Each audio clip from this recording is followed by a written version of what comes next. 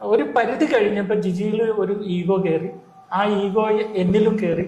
അപ്പൊ രണ്ടുപേരും സമ്മതിക്കുന്നു ഈഗോ കയറിയെന്ന് ഞാൻ സമ്മതിക്കുന്നു. അതായത് നമ്മൾ വളർത്തി കൊണ്ടുവന്ന ഒരാൾ നമ്മളെ ഇടിച്ച് താഴ്ത്തുന്നു എന്ന് തോന്നുമ്പോൾ നമ്മളിൽ നാച്ചുറലി വരുന്ന ഒരു ഈഗോ ഉണ്ട്. അതെനിക്ക് സംഭവിച്ചു. അങ്ങനെ ഇഷ്ടപ്പെട്ട ഒരു കാര്യം എന്ന് പറഞ്ഞാൽ ജിജി തൻ്റെ ഭാഗത്തു നിന്നുള്ള വിശദീകരണം കൃത്യമായി നൽകുന്നുണ്ട്. ഈ വീഡിയോയുടെ അവസാന ഭാഗം ജിജിയുമായുള്ള ചർച്ചയുടെ പ്രസക്ത ഭാഗവും ഉണ്ടാവും. ദയവായി കാത്തിരുന്ന് കാണുക. ഇപ്പോഴും ഞാൻ പറയാം, എന്റെ ഈഗോ തന്നെ ഇപ്പൊ എന്റെ ഈഗോ കംപ്ലീറ്റ് മാറ്റിയാൽ തീരാവുന്ന വിഷയങ്ങളെ ഇപ്പോഴും ഉള്ളൂ. പക്ഷെ മക്കളെ ഇപ്പൊ പോയി നോക്കാൻ ഞാൻ ചെന്നാൽ എന്നെ ജയിലിൽ പിടിച്ചിടും. കാരണം ഞാൻ ബെയിൽ കണ്ടീഷനിൽ വീട്ടിൽ പോകാൻ പാടില്ല. പിന്നെ എങ്ങനെ മക്കളെ പോയി കാണും? അതുകൊണ്ട് അപ്പോഴും ഉണ്ട്, ജിജി വീഡിയോ കേൾക്കുകയാണെങ്കിൽ അവൾ അത് അറിയണം. നീ എന്നെ മനസ്സിലാക്കുന്നില്ലല്ലോ എന്നുള്ളത് എനിക്കൊരു വേദനയാണ്. അത് ചെറിയൊരു ഈഗോയുടെ പേരിലാണ്, ഞാൻ വലുത് എന്നതിന്റെ പേരിലാണ് എന്നത് തിരിച്ചറിഞ്ഞാൽ തീരാവുന്ന വിഷയങ്ങൾ മാത്രമേ നമുക്കിടയിൽ ഇപ്പോഴും ഉള്ളൂ. ഇപ്പൊ ജിജിക്കുള്ളിലും എനിക്കുള്ളിലും അവളുടെ കുടുംബക്കാരുടെ ഉള്ളിലും നാട്ടുകാരുടെ ഉള്ളിലും ഒക്കെ കയറിയിട്ട് ഈ പണിയൊക്കെ ഒപ്പിക്കുന്ന ചെലുത്താനാണ്. ഒരു ദിവസം ചെലുത്താൻ ഒന്നും അല്ലാണ്ടായി പോവുകയും ഈ പ്രസ്ഥാനം ഭയങ്കരമായിട്ട് വളരുകയും ചെയ്യും. ഭൂമിയിലെ സ്വർഗമാണ് കുടുംബം. ഒരു 7 കിലോമീറ്റർ അകലെ ഒരു വാടക വീട്ടിൽ ഒറ്റയ്ക്ക് താമസിക്കുന്നു. ജീവിതത്തിൽ ആദ്യമായിട്ട് സ്വന്തമായി കട്ടനിട്ട് കുടിക്കാനും സ്വന്തമായി കഞ്ഞി ഉണ്ടാക്കി കുടിക്കാനും ഒക്കെ തുടങ്ങി. കുറെ പഴമൊക്കെ മേടിച്ച് സ്വന്തമായിട്ട് കഴിക്കും. ഇന്ന് ഭക്ഷണമെല്ലാം കഴിക്കുന്നുണ്ടോ? ഇന്ന് നേരം വെളുത്തിട്ട് ഒരു പഴമേ കഴിച്ചിട്ടുള്ളൂ. അത് മാത്രമാണ് എന്റെ വയറ്റിലുള്ളത്. സമയം 3 മണിയായി. സാരമില്ല, ഇപ്പൊ അങ്ങനെയാണ്. തിരിച്ച് ഭർത്താവ് ഒരിടത്ത് ഒരു ഓഫീസ് ഇട്ടിരിക്കുന്നു, ഭാര്യ മറ്റൊരിടത്ത്. ഞാൻ വളരെ സീരിയസ് ആയിട്ട് മറ്റൊരിടത്തൊരു ഓഫീസ് ഇട്ടിരിക്കുകയാണ്. ഇത് ഞങ്ങളെ എന്നെ കുരങ്ങ് കളിപ്പിക്കുകയാണോ എന്നാണ് എന്റെ ചോദ്യം. ഞങ്ങൾ ഭർത്താവിനാണോ കാശ് അയച്ചു കൊടുക്കേണ്ടത്, ഭാര്യക്കാണോ കാശ് അയച്ചു കൊടുക്കേണ്ടത് എന്നൊരു വലിയ കൺഫ്യൂഷനിലേക്ക് ഞങ്ങൾ തീരുമാനിച്ച് കുറച്ച് കഴിഞ്ഞ കാശ് അയക്കുന്നുള്ളതാണ് ഈ കാര്യം. ഞങ്ങൾക്കൊരു തീരുമാനമാക്കണമല്ലോ. ജിജി പറഞ്ഞ ചേട്ടാ ഒരു പാവമാണെന്നാ പറഞ്ഞു. ചേട്ടാ ഇങ്ങനെ മാനിപ്പുലേറ്റ് ചെയ്യുന്ന ഒരുപാട് പേരുണ്ടെന്ന്. ആരെന്നെ മാനിപ്പുലേറ്റ് ചെയ്തോ? താങ്കൾ പറയൂ. ആണോ ഇത് പൊതുജനത്തിൻ്റെതാണെന്ന് തിരിച്ചറിഞ്ഞ്, പൊതുജനത്തിന്റെ നന്മക്കാണെന്ന് തിരിച്ചറിഞ്ഞ് മാരിയോയുടെ തെറ്റുകുറ്റങ്ങൾ ജിജിയും പുറത്ത്, ജിജിയുടെ തെറ്റുകുറ്റങ്ങൾ മാരിയോയും പുറത്ത് പൂർവാധികം ശക്തിയോടെ വരുന്നത് അന്ന് ഞാൻ ഫിലോകാലിയ ചാരിറ്റബിൾ ട്രസ്റ്റിലെ ആ പ്രസ്ഥാനത്തിൽ സ്ഥാനം ഏറ്റെടുക്കാൻ തയ്യാറാണ്. അതിൽ എനിക്കൊരു തെറ്റ് പറ്റിയില്ല. ഞാൻ എൻ്റെ കുടുംബത്തെ സംരക്ഷിക്കാൻ നോക്കി ചില തെറ്റുകൾ കണ്ടിട്ട് അത് അന്നേ വിളിച്ചു പറയുകയോ അന്നേ കേസിന് പോവുകയോ ചെയ്തില്ല എന്നത് എൻ്റെ അറിവില്ലായ്കയുണ്ട്. നമസ്കാരം. നമസ്കാരം. ഞാൻ ഈ അതിഥിയെ ജനങ്ങൾക്ക് പരിചയപ്പെടുത്തേണ്ട കാര്യമില്ല. പ്രത്യേകിച്ച് ഇപ്പോൾ ഒരു നല്ല സമയമല്ല അങ്ങേക്കെന്ന് എനിക്ക് നന്നായിട്ട് അറിയാം. തീർച്ചയായും. എന്നാലും മാരിയോ ജോസഫ് ലോകപ്രസിദ്ധമായ നാമമാണ്. ഈ ചില മാസങ്ങളായിട്ട് മാരിയോ ജോസഫ് എന്ന പേരിന് ഒരു കോട്ടം വന്നില്ലേ എന്ന് ചോദിക്കുമ്പോൾ അത് വാസ്തവല്ലേ? അതിപ്പോൾ എൻ്റെ മുഖത്തൊക്കെ ഞാൻ ഇച്ചിരി ചെളിവാരി തേച്ചാലും അത് ചെളിയാണ്, വേറൊരാൾ ചെളിവാരി തേച്ചാലും അത് ചെളിയാണ്. മൂന്നാമതൊരാൾ നോക്കുമ്പോൾ മുഖത്ത് ചെളി ഉണ്ടെന്നേ ഉള്ളൂ. അതെവിടെ നിന്ന് വന്നു എന്നതനുസരിച്ച് ആയിരിക്കും ഒരു പരിധി വരെയൊക്കെ അതിനെ നമ്മൾ വ്യാഖ്യാനിക്കേണ്ടത്. പിന്നെ തുടക്കത്തിൽ ഒരു കാര്യം പറയട്ടെ, നാവിന് ഒരു മനുഷ്യന് ജീവൻ കൊടുക്കാനും ഒരു മനുഷ്യനെ കൊല്ലാനും സാധിക്കുമെന്ന്. നമ്മളുടെ സംസാരം ആരെയും വ്രണപ്പെടുത്തുന്ന തരത്തിലോ അല്ലെങ്കിൽ കൊല്ലുന്ന തരത്തിലോ ആകാതിരിക്കട്ടെ എന്നൊരു ആശംസ മാത്രമേ ഉള്ളൂ. എന്നോട് ചോദിച്ചല്ലോ പേരിനൊരു കളങ്കം വന്നില്ല എന്ന്. ഞാൻ ഫോളോ ചെയ്യുന്നത് കർത്താവായ യേശു ക്രിസ്തുവിനെയാണ്.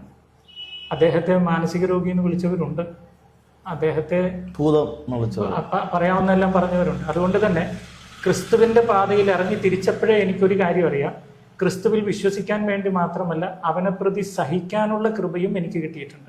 കളങ്കപ്പെട്ടോ എന്ന് ചോദിച്ചാൽ ലോകപ്രകാരം കളങ്കപ്പെട്ടു. എൻ്റെ മനസാക്ഷിയിൽ എനിക്കത് കളങ്കമായിട്ട് തോന്നിയിട്ടില്ല. പക്ഷെ മാരിയോ ജോസഫ്, എൻ്റെ ചോദ്യം അതല്ല. കാരണം ഒരു കാലത്ത് വേദികളിൽ നിറഞ്ഞു നിന്ന ദമ്പതികളാണ് മാരിയോ ജോസഫും ജിജി. അതെ, ഒരുപാട് കുടുംബങ്ങളെ പ്രത്യേകിച്ച് ഞാൻ കേട്ടിട്ടുണ്ട് 12 വർഷം പോലും പിണങ്ങി നിന്ന ഡിവോഴ്സായിട്ട് നിന്നവരെ നിങ്ങളുടെ ധ്യാന യോഗങ്ങളിൽ വരികയും നിങ്ങൾ കൂട്ടി യോജിപ്പിക്കുകയും ചെയ്യുന്നുള്ളതാണ്. തീർച്ചയായും. അപ്പം ഞാനൊരു ലേഖനം എഴുതിയിരുന്നു, കുറുന്തോട്ടിക്കും വാദം പിടിക്കുക.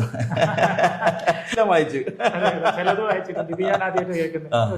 അപ്പം കുറുന്തോട്ടിക്ക് വാദം പിടിച്ചു എന്നാണ് എൻ്റെ ചോദ്യം.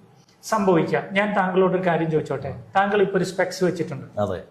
താങ്കള് കണ്ണ് രോഗത്തിന് ഒരു ഹോസ്പിറ്റലിൽ ചെന്നു. താങ്കൾ ചെക്ക് ചെയ്യുന്ന ഡോക്ടർ കണ്ണട വെച്ചിട്ട് ഇരിപ്പുണ്ടാവും. അതെ. അതുകൊണ്ട് അങ്ങേർക്ക് കണ്ണ് രോഗം ഉണ്ട് എന്ന് പറഞ്ഞിട്ട് നിങ്ങൾ ചികിത്സ തേടാതെ ഇറങ്ങി പോവോ? അതൊരു ന്യായീകരണമല്ലല്ലോ മാത്യു. എന്തുകൊണ്ടല്ല? കാരണം നിങ്ങൾ എന്ന് പറഞ്ഞൊരു ആത്മീയ ആചാര്യനായിരുന്നു. ആത്മീയ മേഖലകളിൽ നിന്ന വ്യക്തികളാണ് രണ്ടുപേരും. പ്രത്യേകിച്ച് നിങ്ങളുടെ വീഡിയോകളൊക്കെ സോഷ്യൽ മീഡിയയിൽ എനിക്ക് തോന്നുന്നില്ല ക്രൈസ്തവ ലോകത്തിൽ തന്നെ ഇത്രയും വ്യൂവർഷിപ്പുള്ള ഒരു ദമ്പതികൾ മറ്റെങ്ങുമില്ല. പക്ഷെ പെട്ടെന്നൊരു സുപ്രഭാതത്തിൽ മലയാളികളൊന്നും ചിന്തിച്ചു പോലുമില്ല, ഒരു സുപ്രഭാതത്തിൽ വാർത്തകൾ ഇങ്ങ് വരികയാണ്. മാരിയോ ജോസഫ് തല്ലുന്നു, ചോര വരുന്നു, സഹധർമ്മിണി വീഴുന്നു, ഇങ്ങനെയൊക്കെയുള്ള വിവിധ വാർത്തകൾ വരുമ്പോഴത്തേന് പൊതുജനം പലവിധമാണ്, അല്ലെ? പൊതുജനം പലവിധമാണ്. അതിനെക്കുറിച്ചൊരു ചെറിയൊരു തമാശ പറയാം. എന്താണെന്നറിയോ, ഈ സത്യം ചെരുപ്പിടുമ്പോഴേക്കും നുണ ലോകം ചുറ്റി വരും പറഞ്ഞിട്ടുണ്ട്. അത്രേ ഉള്ളൂ. അതെ, പെട്ടെന്നൊരു സുപ്രഭാതത്തിൽ ആദ്യം വന്ന വാർത്തകളെല്ലാം ഏകദേശം നുണകളാണ്. രണ്ടാമതും മൂന്നാമതും നാലാമതും ഒക്കെ വരുന്നതാണ് ഏകദേശം അതിന്റെ സത്യം. അതറിയാൻ ഇച്ചിരി സമയം എടുക്കും. ഒരുപക്ഷെ നമ്മുടെ ഈ ഒരു ഡിസ്കഷൻ അതിനിടയാകുമോ എന്ന് അറിയില്ല. ഇനി എന്നോട് പെട്ടെന്ന് കളങ്കപ്പെട്ടില്ലേ, വീണില്ലേ ഈ ദമ്പതികൾ എന്ന ചോദ്യത്തിന് ഞാൻ മറുപടി പറയാം. ഇപ്പൊ എന്നെ ദൈവം ഇതിന്റെ പൊക്കത്തായിരുന്നു വെച്ചിരുന്നത്. കുറച്ച് കഴിഞ്ഞപ്പോൾ ദൈവത്തിന് തോന്നുന്നു ഇതിനേക്കാളും ഒരു 20 അടി പൊക്കമുള്ള വേറൊരു ടേബിളിൽ കയറ്റണമെന്ന്. അതിന് ദൈവം ചെയ്യുന്നത് ഇതിൽ നിന്ന് ഇറക്കിയിട്ട് അങ്ങോട്ട് നടത്തിയിട്ട് വേണം മേളിൽ കയറി പോകാൻ. ഒരു മലയിൽ നിന്ന് അതിനേക്കാളും വലിയൊരു മലയിലേക്ക് എത്തണമെങ്കിൽ അതിന്റെ വാലിയിലേക്ക് ഇറങ്ങിയാൽ മാത്രമേ കയറാൻ പറ്റുള്ളൂ. നാളത്തേക്ക് ദൈവം കരുതി വെച്ച ഉന്നതമായ ഒരു പദവിയിലേക്ക് നയിക്കാൻ വേണ്ടിയാണോ ഈ വീഴ്ച എന്ന് ചോദിച്ചാൽ ഞാൻ അങ്ങനെ വിശ്വസിക്കുന്ന ഒരാളാണ്. കാരണം ഇത്രയും നാള് ക്രൈസ്തവ ലോകത്ത് മാത്രം വീക്ഷിക്കപ്പെട്ട മാരിയോയെയും ജിജിയെയും ഇപ്പോൾ മലയാളികൾ ലോകത്ത് എവിടെയുണ്ട് അവരെല്ലാം വീക്ഷിക്കുന്ന ഒരു സാഹചര്യം വന്നിട്ടുണ്ട്. തീർച്ചയായിട്ടും ഇനി ഒരു പക്ഷേ ഒരു തിരിച്ചുവരവ് സകല മലയാളികളും വ്യൂ ചെയ്യുന്ന തരത്തിലേക്ക് ആക്കാൻ വേണ്ടി ദൈവം ഒരുക്കിയതായിക്കൂടെ. ഞാൻ ഒരു കത്തോലിക്കനാണ്. കത്തോലിക്ക സഭയുടെ മതബോധന ഗ്രന്ഥത്തിന്റെ 311 പാരഗ്രാഫില് നല്ല രസമായിട്ടൊരു പാരഗ്രാഫാണ്. അതിങ്ങനെ പറഞ്ഞത്, ലോകത്തിൽ നടന്ന ഏറ്റവും വലിയ തിന്മ ഏതാന്ന് ചോദിച്ചാൽ ഒരു തെറ്റും ചെയ്യാത്ത യേശു ക്രിസ്തുവിന് കള്ളന്മാർക്ക് കൊടുക്കുന്ന ഏറ്റവും വലിയ ശിക്ഷ കൊടുത്തതാണ്. 2 കള്ളന്മാരുടെ ഇടയിൽ ക്രൂശിക്കുന്നത്, ഒരു തെറ്റും ചെയ്യാത്ത ഒരാള്. പക്ഷേ അങ്ങനെ ആ തെറ്റ് ആള് ഏറ്റെടുത്ത് അല്ലെങ്കിൽ ആള് ശിക്ഷിക്കപ്പെട്ട് കഴിഞ്ഞപ്പോൾ തൊട്ടു പുറകെ മാനവകുലത്തിന് മുഴുവനും രക്ഷയുണ്ടായി. അപ്പൊ ലോകത്തിൽ നടന്ന ഏറ്റവും ക്രൂരമായ തിന്മയിൽ നിന്നാണ് മാനവന് രക്ഷയുണ്ടായത് എങ്കിൽ ആ ക്രിസ്തുവിനെ ഫോളോ ചെയ്യുന്ന എനിക്ക് എത്രത്തോളം തിന്മ സമൂഹം കൽപ്പിച്ചരുളുന്നുവോ, എത്രത്തോളം എന്നെ ഡൗൺ ആയിട്ട് തളർത്തുന്നുവോ, അതിൽ നിന്ന് ഒരുപാട് ആത്മാക്കളുടെ രക്ഷ ഉണ്ടാകും എന്ന് വിശ്വസിക്കാൻ കഴിവുള്ള അല്ലെങ്കിൽ വിശ്വസിക്കാൻ സാധിക്കുന്ന ഒരാളാണ് ഞാൻ. മാരിയോ വാസ്തവത്തിൽ ജിജി എന്ത് സ്നേഹിച്ചിരുന്നു? നിങ്ങൾ തമ്മിൽ എന്ത് സ്നേഹമായിരുന്നു അല്ലേ? ആ ഒരു ജിജിയെ ഞാൻ ആത്മാർത്ഥമായി തന്നെയാണ് സ്നേഹിച്ചത്. ഇല്ല എന്നൊന്നും ഞാൻ പറയുന്നില്ല. ആത്മാർത്ഥമായി സ്നേഹിച്ചു. അവളുടെ എല്ലാ കുറവുകളും അറിഞ്ഞ്, ചില കുറവുകൾ അറിഞ്ഞില്ല, പക്ഷെ അറിഞ്ഞ കുറവുകളൊക്കെ കണ്ടു തന്നെ സ്നേഹിച്ചു. എൻ്റെ മൂത്ത മോള് വയറ്റിലുള്ളപ്പോഴാണ് എന്നിൽ നിന്ന് അവൾ മറച്ചു വെച്ച ഒരു കാര്യം ഞാൻ അറിയുന്നത്. അപ്പം നമ്മുടെ മനസ്സിനൊരു വേദന ഉണ്ടായിട്ടുണ്ടെന്നുള്ളത്. പിന്നീട് അവളെ സമൂഹ മാധ്യമങ്ങൾ വളർത്തിയെടുക്കാൻ എൻ്റെതായ ചാനലിൽ തന്നെയാണ് അവളെ ഞാൻ അന്ന് അവൾക്ക് ചാനലൊന്നും ഇല്ല കൊണ്ടുവരുന്നത്, സമൂഹ മാധ്യമത്തിൽ അവളെ വളർത്തിയെടുക്കുന്നത്. എന്നിട്ട് ചെറിയ ചെറിയ പ്രോഗ്രാമുകൾക്ക് അവളെ ഞാൻ കൊണ്ടുപോയി ക്ലാസ് എടുപ്പിക്കുന്നത്. 15 മിനിറ്റ് എടുപ്പിച്ച്, അരമണിക്കൂർ എടുപ്പിച്ച്, 1 മണിക്കൂർ എടുപ്പിച്ച് ഞാൻ തന്നെയാണ് വളർത്തിക്കൊണ്ടുവന്നത്. പക്ഷെ അത് കഴിഞ്ഞിട്ട് ഒരു പരിധി കഴിഞ്ഞപ്പോൾ ജിജിയിൽ ഒരു ഈഗോ കയറി.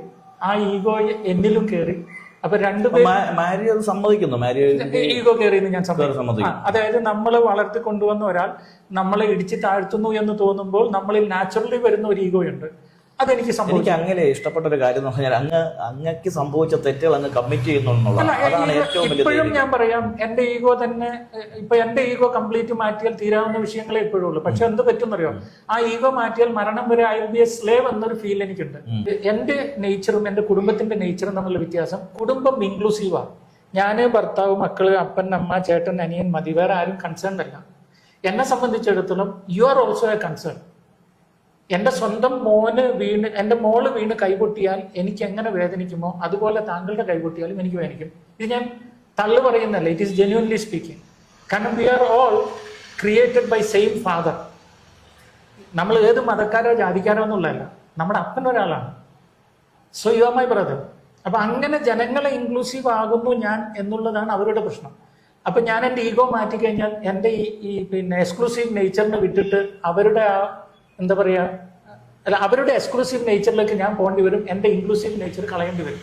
അത് കളയാതിരിക്കാൻ ശ്രമിക്കുന്നതാണ്. More than ego, it is a general love, God's love. ഒരു കുടുംബത്തിൽ മാത്രം ഒതുക്കി വെക്കേണ്ട സ്നേഹത്തെക്കാൾ ഉപരിയുള്ളൊരു സ്നേഹം ഞാൻ പ്രകടിപ്പിക്കുന്നു. അവർ അത് ആ കുടുംബത്തിൽ മാത്രം ഒതുക്കാൻ വേണ്ടി വാശി പിടിക്കുന്നു. ഇതാണ് ഇവിടെ നടക്കുന്നത്. അങ്ങനെ ജിജിയെ അടിച്ചെന്ന പറയുന്നത്. അങ്ങനെ ജിജിയെ ഞാൻ തല്ലിപ്പൊട്ടിച്ചു ഓക്കെ. അതിന് താങ്കൾ ചെയ്യേണ്ടത് ജിജിയുടെ തന്നെ ജോഷ് ടോക്കിൽ ഒരു ക്ലാസ് ഉണ്ട്. ആ ജോഷ് ടോക്കിലെ ക്ലാസ്സിൽ ജിജി തന്നെ പറയും, എനിക്ക് ദേഷ്യം വന്നാൽ ഞാൻ എന്നെ പീഡിപ്പിക്കും, ഞാൻ ചൂടുവെള്ളം ഉണ്ടാക്കി എന്റെ കാലിൽ ഒഴിച്ചിട്ടുണ്ട്. എന്നിട്ട് പണ്ടത്തെ ഒന്നല്ല, എന്തോ ആവട്ടെ, ഒഴിച്ചിട്ടുണ്ട്. ഞാൻ എന്റെ നരമ്പുകളെല്ലാം മുറിച്ചിട്ടുണ്ട് മരിക്കാൻ വേണ്ടിയിട്ട്. ഞാൻ തലയെടുത്ത് ചുമരന് ഇടിക്കാറുണ്ട്, ഞാൻ എന്നെ കടിച്ചു പറിക്കാറുണ്ട്, ഞാൻ എന്നെ മുടിവലിച്ചു പറിക്കാറുണ്ട്. ഇതൊക്കെ ഇവള് ദേഷ്യം വരുമ്പോൾ നാച്ചുറലി ചെയ്യുന്ന ഒന്നാണ്. അതായത് പൈതൃകം എന്ന് പറയുന്ന ഒരു സാധനമുണ്ട്. നമുക്കിങ്ങനെ പാരമ്പര്യമായിട്ട് വന്നിരിക്കുന്ന ചില ദുശീലങ്ങൾ, അത് നമ്മൾ എത്ര മാമോസമൊക്കെ എന്ന് പറഞ്ഞാൽ എവിടെയെങ്കിലും ഈ സാധനം കയറി പൊങ്ങി വരുന്ന ഒരു സാഹചര്യം നമ്മൾ പലരിലും കാണാറുണ്ട്. ഇവൾക്ക് സ്വയം ദ്രോഹിക്കുന്ന ഒരു സ്വഭാവമുണ്ട്. അന്ന് ശരിക്കും നടന്നത് 25 ഓഗസ്റ്റിൽ നടന്നത്, ഇവരെല്ലാം എന്നെ വന്ന് ഭീഷണിപ്പെടുത്തി, 8 പേരോളം ഉണ്ട്, എന്നെ ഭീഷണിപ്പെടുത്തി ഈ ഫിലോക്കാലെ ഫൗണ്ടേഷനെ ഞാൻ ഇല്ലാണ്ടാക്കി, സാംസനെയും ദേവസ്യ മാഷിനെയും പുറത്താക്കി. വെറും ട്രസ്റ്റ്, അത് കുടുംബക്കാർ മാത്രമാണ്, ജിജി, ഞാൻ, അപ്പൻ, അമ്മ, ജിജിയുടെ ഒരു പഴയ സുഹൃത്ത്, ഇത്ര പേരെ. താങ്കൾ അന്ന് എന്തുകൊണ്ട് അങ്ങനെ ഒരു കുടുംബ ട്രസ്റ്റ് തുടങ്ങിയെന്നാണ് എന്റെ. എനിക്ക് അന്ന് ആരുമില്ല എനിക്ക് കൂട്ടിന്. ഞാനൊരു അനാഥനെ പോലെയല്ലേ. എന്നെ സംബന്ധിച്ചിടത്തോളം എന്നെ അവൾ ഐസൊലേറ്റ് ചെയ്ത് കളഞ്ഞു. താങ്കളുടെ വീട്ടുകാരൊക്കെ എവിടെയാണ്? ഞാൻ ഇസ്ലാം മതത്തിൽ നിന്ന് 96 ക്രിസ്ത്യാനി ആയതാണ്. അന്ന് മുതൽ എനിക്ക് എന്റെ സഹോദരങ്ങൾ നഷ്ടപ്പെട്ടു എന്ന് പറഞ്ഞാൽ അവരെ കാണാൻ പോലും പറ്റില്ല. കംപ്ലീറ്റ്ലി എക്സ്കമ്മ്യൂണിക്കേറ്റ് ചെയ്തു. ഒരു തരത്തിലും എനിക്ക് പോകാൻ പറ്റില്ല. കുറെ ക്രിസ്തീയ സുഹൃത്തുക്കൾ ഉണ്ടായിരുന്നു. ജിജി അവരെ എല്ലാം എന്നിൽ നിന്ന് അപ്പാറപ്പെടുത്തുക എന്ന് പറയും തമിഴില്, അകറ്റിക്കളഞ്ഞു എന്നുള്ളതാണ്. അതിപ്പോ താങ്കൾ ഒരാഴ്ച എന്നെ സ്നേഹിച്ചാൽ താങ്കളെ കുറിച്ച് എന്തെങ്കിലും പറഞ്ഞു ഓടിക്കും. അപ്പൊ എന്നെ ഇങ്ങനെ ഐസൊലേറ്റ് ചെയ്ത് ഒറ്റക്ക് കിട്ടണം എന്നുള്ള ഒരു ചിന്തയാണ്. അതിനോട് റിബല് ചെയ്തപ്പോൾ അന്ന് അവള് തന്നെ തല ഗ്ലാസ്സിനിട്ടടിച്ച് പൊട്ടിച്ചതാണ്. എന്നിട്ട് അവൾ എന്നോട് പറയുകയും ചെയ്തു, കഴുത്തിന് മേലെ മുറിവുണ്ടായാൽ ക്രിമിനൽ കുറ്റം, നിന്നെ ഞാൻ ജയിലിൽ കയറ്റുമെന്നും പറഞ്ഞാണ് വെല്ലുവിളിച്ചാണ് അവിടെ നിന്ന് ഇറങ്ങി പോവുകയും ചെയ്തത്. അല്ലാതെ ഞാൻ അവളുടെ തല അടിച്ചു പൊട്ടിച്ചു. തീർച്ചയായിട്ടും ഇപ്പം ആ വഴക്കും അതൊക്കെ അവിടെ നിൽക്കുമ്പോഴേ എന്റെ ചോദ്യം അതല്ല. നിങ്ങളെ രണ്ടുപേരെയും പൊതുജനങ്ങൾ ഭയങ്കരമായി വിശ്വസിച്ചു. ഞാൻ ഉൾപ്പെടെ ആയിരക്കണക്കിന് ആളുകൾ ഫിലോക്കാലിയ എന്ന് പറയുന്ന ഫൗണ്ടേഷനെ, പ്രത്യേകിച്ച് മാരിയോ ജോസഫ് എന്ന് പറയുന്ന മനുഷ്യനെ, നിങ്ങളുടെ വാക്ക്, നിങ്ങളുടെ അല്ലെങ്കിൽ ഒരു റിക്വസ്റ്റ് കേട്ടാണ് മനുഷ്യൻ വിയർപ്പ് രക്തത്തുള്ളികളാക്കി അധ്വാനിച്ച പണങ്ങളാണ്.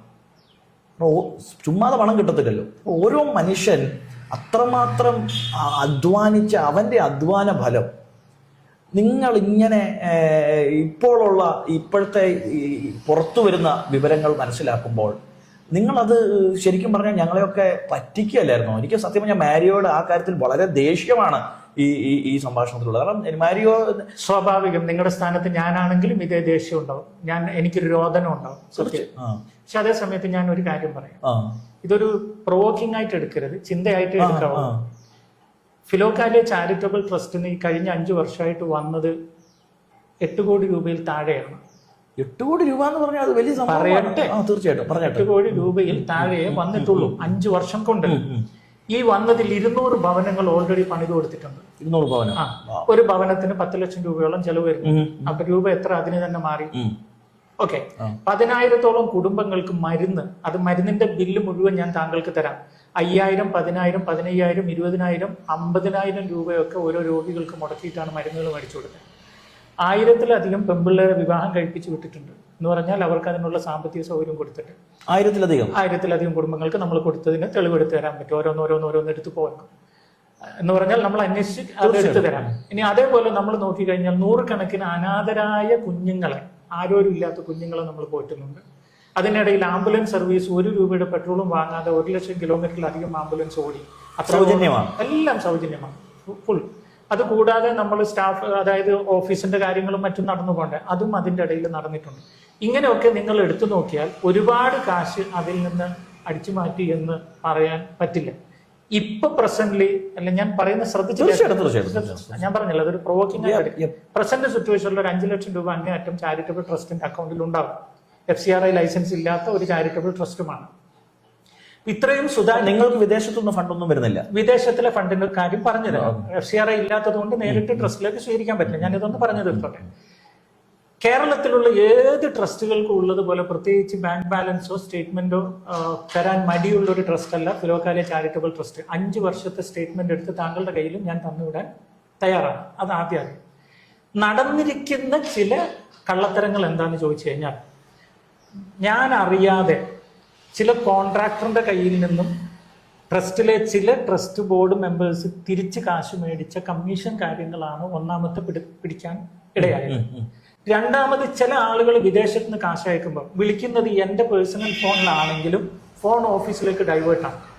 അപ്പോൾ ഓഫീസിൽ ഏതെങ്കിലും സ്റ്റാഫ് എടുത്തു കഴിഞ്ഞാൽ എന്നെ അല്ല ആക്സസ് ചെയ്യുക, ആദ്യം ജിജിയാണ് അവർ കോൺടാക്ട് ചെയ്യുക. കാര്യം ജിജി കുറേ കൂടെ ഫ്രണ്ട്ലി ആയിട്ട് ഇടപെടും. അപ്പോൾ എന്ത് ചെയ്യും, ഈ ഫോൺ കോൾ വരുമ്പോൾ ഉടനെ തന്നെ വിദേശത്ത് നിന്നാണ് ഒരു 50,000 രൂപ അല്ല 1 ലക്ഷം രൂപ അല്ല ഒരു വീടിന് ഒരു 5 ലക്ഷം രൂപ അല്ല ഒരു 8 ലക്ഷം രൂപ തരണമെന്ന് ഒരാൾ പറയുമ്പോൾ ഏക ഓപ്ഷൻ ആരുടെങ്കിലും പ്രൈവറ്റ് അക്കൗണ്ടിലേക്ക് കാശ് വാങ്ങുക എന്നുള്ളതാണ്. അങ്ങനെ വാങ്ങിയ കാശുകളുടെ കണക്ക് പൂർണ്ണമായി എനിക്ക് നൽകിയില്ല എന്നതാണ് എൻ്റെ പരാതി. ക്ലിയർ ആയല്ലോ? തീർച്ചയായും. അങ്ങനെ വാങ്ങിയ കാശ് കൊണ്ടാണ് ആ ഒരു ബിൽഡിങ്, അത് ഞാൻ ഇതിന്റെ മുമ്പ് ഒരു വീഡിയോ പറഞ്ഞിട്ടുണ്ട്, വാങ്ങി അനുജന്റെ പേരിൽ വാങ്ങി എന്നുള്ള ഒരു പരാതി ഞാൻ പറയേണ്ട സാഹചര്യം വന്നത്. അന്ന് മുതലാണ് ഞങ്ങളുടെ വഴക്ക് കൂടിയത്. അതായത് ഏകദേശം കഴിഞ്ഞ വർഷത്തെ ഈസ്റ്റർ മുതലാണ് ഈ സാമ്പത്തിക ക്രമക്കേട് കണ്ടിട്ട് വഴക്ക് കൂടുന്നത്. 2022 ഒരാൾക്കൊരു ചെക്ക് കൊടുത്തതിന്റെ പേരിലും വഴക്കുണ്ടായി. പക്ഷെ അതങ്ങ് സോൾവ് ചെയ്ത് വിട്ടു. പക്ഷെ വീണ്ടും ഇത് ആവർത്തിച്ചപ്പോൾ വഴക്ക് കൂടേണ്ടി വന്നു. ഇതാണ് ശരിക്കും സംഭവിച്ചത്. ഒരുപാട് വലിയ തിരിമറി നടന്ന ഒരു പ്രസ്ഥാനമാണെന്ന് ഇതിനെക്കുറിച്ച് വിധിക്കരുത്. അങ്ങേയറ്റം പോയ കുറച്ച് ലക്ഷങ്ങൾ എന്തായാലും ചില തിരിമറി അവർ നടത്തിയിട്ടുണ്ട്.